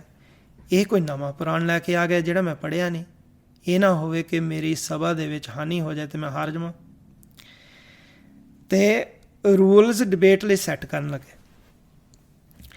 ਤੇਲੀ ਨੂੰ ਕਹਿੰਦੇ ਕਿ ਤੂੰ ਕਿਵੇਂ ਬਹਿਸ ਕਰਨਾ ਚਾਹੁੰਦਾ, ਦੱਸ। ਆਚਾਰੀਆ ਕਹਿੰਦਾ, ਤੇਲੀ ਕਹਿੰਦਾ ਕਿ ਮੈਨੂੰ ਤਾਂ ਕੋਈ ਫਰਕ ਨਹੀਂ ਪੈਂਦਾ, ਤੂੰ ਦੱਸ। ਕਹਿੰਦਾ ਇੱਦਾਂ ਕਰਦੇ ਹਾਂ। ਆਚਾਰੀਆ ਸ਼ੈਤਾਨ ਸੀਗਾ, ਕਹਿੰਦਾ ਕਿ ਅਸੀਂ ਬਿਨਾਂ ਬੋਲੇ ਹੋਏ ਬਹਿਸ ਕਰਾਂਗੇ, ਸਿਰਫ ਇਸ਼ਾਰਿਆਂ ਨਾਲ। ਤੇਲੀ ਕਹਿੰਦਾ ਕਿ ਅੱਛਾ ਚਲੋ ਚੰਗਾ ਹੈ, ਇੱਦਾਂ ਕਰ ਲੈਂਦੇ ਹਾਂ। ਆਚਾਰੀਆ ਨੇ ਇੱਕ ਉਂਗਲ ਖੜੀ ਕੀਤੀ, ਤੇਲੀ ਨੇ 2। ਆਚਾਰੀਆ ਨੇ ਫਿਰ ਕੀ ਕੀਤਾ, ਆਪਣਾ ਹੱਥ ਖੋਲ੍ਹ ਕੇ 5 ਉਂਗਲਾਂ ਦਿਖਾਈਆਂ। ਤੇਲੀ ਨੇ ਘਸੁੰਨ ਦਿਖਾਇਆ। ਅਤੇ ਜਿਹੜਾ ਆਚਾਰੀਆ ਸੀਗਾ, ਜਦੋਂ ਉਹਨੇ ਦੇਖਿਆ ਕਿ ਤੇਲੀ ਨੇ ਇਹਦਾ ਘਸੁੰਨ ਬਣਾਇਆ, ਅਤੇ ਆਚਾਰੀਆ ਕਹਿੰਦਾ ਆਪਣੀ ਸੀਟ ਤੋਂ ਉਤਰ ਕੇ ਕਹਿੰਦਾ ਕਿ ਮੈਂ ਹਾਰ ਗਿਆ, ਅਤੇ ਉੱਥੋਂ ਜਾਣ ਲੱਗਾ। ਅਤੇ ਰਾਜਾ ਭੋਜ ਉਹਨੂੰ ਕਹਿੰਦਾ ਕਿ ਗੱਲ ਕੀ ਹੋਈ, ਸਾਨੂੰ ਤਾਂ ਕੁਛ ਪਤਾ ਹੀ ਨਹੀਂ ਲੱਗਿਆ, ਤੁਹਾਡੀ ਕਾਹਦੀ ਬਹਿਸ ਹੋਈ, ਨਾ ਤੁਸੀਂ ਬੋਲੇ ਕੁਛ, ਸਿਰਫ ਹੱਥਾਂ ਨਾਲ ਹੀ ਤੁਸੀਂ ਕੰਮ ਸਾਰ ਲਿਆ ਕਿ ਗੱਲ ਹੀ ਕਰੀ ਗਏ ਹੱਥਾਂ ਨਾਲ। ਜਿਹੜਾ ਆਚਾਰੀਆ ਸੀਗਾ ਉਹ ਕਹਿੰਦਾ ਕਿ ਮੈਂ ਇੱਕ ਉਂਗਲ ਖੜੀ ਕੀਤੀ ਕਿ ਰਾਮ ਜਿਹੜਾ ਆ ਉਹ ਇੱਕ ਆ। ਤੇਲੀ ਨੇ 2 ਉਂਗਲਾਂ ਦਿਖਾਈਆਂ ਕਿ ਨਹੀਂ, ਇੱਕ ਰਾਮ ਆ ਅਤੇ ਇੱਕ ਮਾਇਆ ਆ। ਕਹਿੰਦਾ ਕਿ ਫਿਰ ਮੈਂ ਕੀ ਕੀਤਾ, 5 ਉਂਗਲਾਂ ਦਿਖਾਈਆਂ ਉਹਨੂੰ ਕਿ 5 ਵਿਸ਼ੇ ਆ, 5 ਵਿਕਾਰ, ਜਿਹੜੇ 5 ਦੂਤ ਆ। ਅਤੇ ਕਹਿੰਦੇ ਕਿ ਜਦੋਂ ਵਿਦਵਾਨ ਜਿਹੜਾ ਤੁਸੀਂ ਗੁਰੂ ਲੈ ਕੇ ਆਏ ਆ, ਉਹਨੇ ਜਦੋਂ ਘਸੁੰਨ ਦਿਖਾਇਆ ਅਤੇ ਉਹਨੇ ਮੈਨੂੰ ਇਸ਼ਾਰਾ ਕੀਤਾ ਕਿ ਇਹ ਜਿਹੜੇ 5 ਆ ਵਸ ਕੀਤੇ ਹੋਏ ਆ, ਅਤੇ ਜਿਹਨੇ ਵਸ ਕੀਤੇ ਹੋਏ ਆ ਅਤੇ ਉਹ ਤਾਂ ਫਿਰ ਜਿੱਤ ਗਿਆ। ਕਹਿੰਦਾ ਕਿ ਮੈਂ ਹਾਰ ਗਿਆ, ਮੇਰੇ ਤੋਂ ਤਾਂ ਕੋਈ ਗੱਲ ਨਹੀਂ ਆਉਂਦੀ ਕਿ ਜਿਹਨੇ ਵਸ ਹੀ ਕਰ ਲਿਆ ਤਾਂ ਉਹਦੇ ਸਾਹਮਣੇ ਮੈਂ ਕੀ ਹੋਰ ਕਵਾਂ। ਕਹਿੰਦੇ ਤਾਂ ਉਹ ਜਿੱਤ ਗਿਆ। ਆਚਾਰੀਆ ਉੱਥੋਂ ਚਲੇ ਗਿਆ। ਫਿਰ ਰਾਜਾ ਭੋਜ ਨੇ ਤੇਲੀ ਨੂੰ ਪੁੱਛਿਆ, ਤੂੰ ਜਿਹੜੇ ਬਹਿਸ ਕੀਤੀ, ਤੂੰ ਕਿਉਂ ਇਹ ਸਾਰੇ ਇਸ਼ਾਰੇ ਕੀਤੇ ਸੀ, ਤੂੰ ਵੀ ਦੱਸ। ਤੇਲੀ ਕਹਿੰਦਾ ਕਿ ਇਹ ਪੰਡਿਤ ਨੇ ਨਾ ਇੱਕ ਉਂਗਲ ਖੜੀ ਕੀਤੀ ਅਤੇ ਇਹਨੇ ਮੈਨੂੰ ਇਸ਼ਾਰਾ ਕੀਤਾ ਕਿ ਤੇਰੀ ਇੱਕ ਅੱਖ ਹੈ ਅਤੇ ਮੈਂ ਕੱਢ ਦੇਣੀ। ਕਹਿੰਦਾ ਮੈਂ ਫਿਰ ਕੀ ਕੀਤਾ, ਇਹਨੂੰ ਦਿਖਾਈਆਂ 2 ਉਂਗਲਾਂ ਕਿ ਮੈਂ ਤੇਰੀਆਂ ਦੋਨੋਂ ਕੱਢ ਦੇਣੀਆਂ। ਅਤੇ ਫਿਰ ਇਹਨੇ ਕੀ ਕੀਤਾ, ਇਹਨੇ 5 ਉਂਗਲਾਂ ਮੈਨੂੰ ਦਿਖਾਈਆਂ ਕਿ ਹੱਥ ਖੋਲ੍ਹ ਕੇ ਮੈਂ ਤੇਰੇ ਥੱਪੜ ਮਾਰੂੰਗਾ। ਅਤੇ ਕਹਿੰਦਾ ਮੈਂ ਫਿਰ ਉਹਨੂੰ ਘਸੁੰਨ ਦਿਖਾਇਆ ਕਿ ਮੈਂ ਫਿਰ ਤੇਰੇ ਘਸੁੰਨ ਮਾਰੂੰਗਾ, ਦੰਦ ਭੰਨ ਦੇਣੇ ਮੈਂ ਤੇਰੇ। ਅਤੇ ਕਹਿੰਦੇ ਕਿ ਫਿਰ ਉਹਨੇ ਜਦੋਂ ਮੇਰਾ ਘਸੁੰਨ ਦੇਖਿਆ, ਆਚਾਰੀਆ ਜਿਹੜਾ ਆ ਉਹ ਡਰ ਗਿਆ। ਰਾਜਾ ਭੋਜ ਅਤੇ ਸਾਰੇ ਜਿਹੜੇ ਪੰਡਿਤ ਸੀਗੇ ਉਹ ਬੜਾ ਹੱਸੇ ਇਸ ਗੱਲ 'ਤੇ, ਅਤੇ ਉਹਨਾਂ ਨੇ ਤੇਲੀ ਨੂੰ ਭੇਜ ਦਿੱਤਾ ਇਨਾਮ ਦੇ ਕੇ।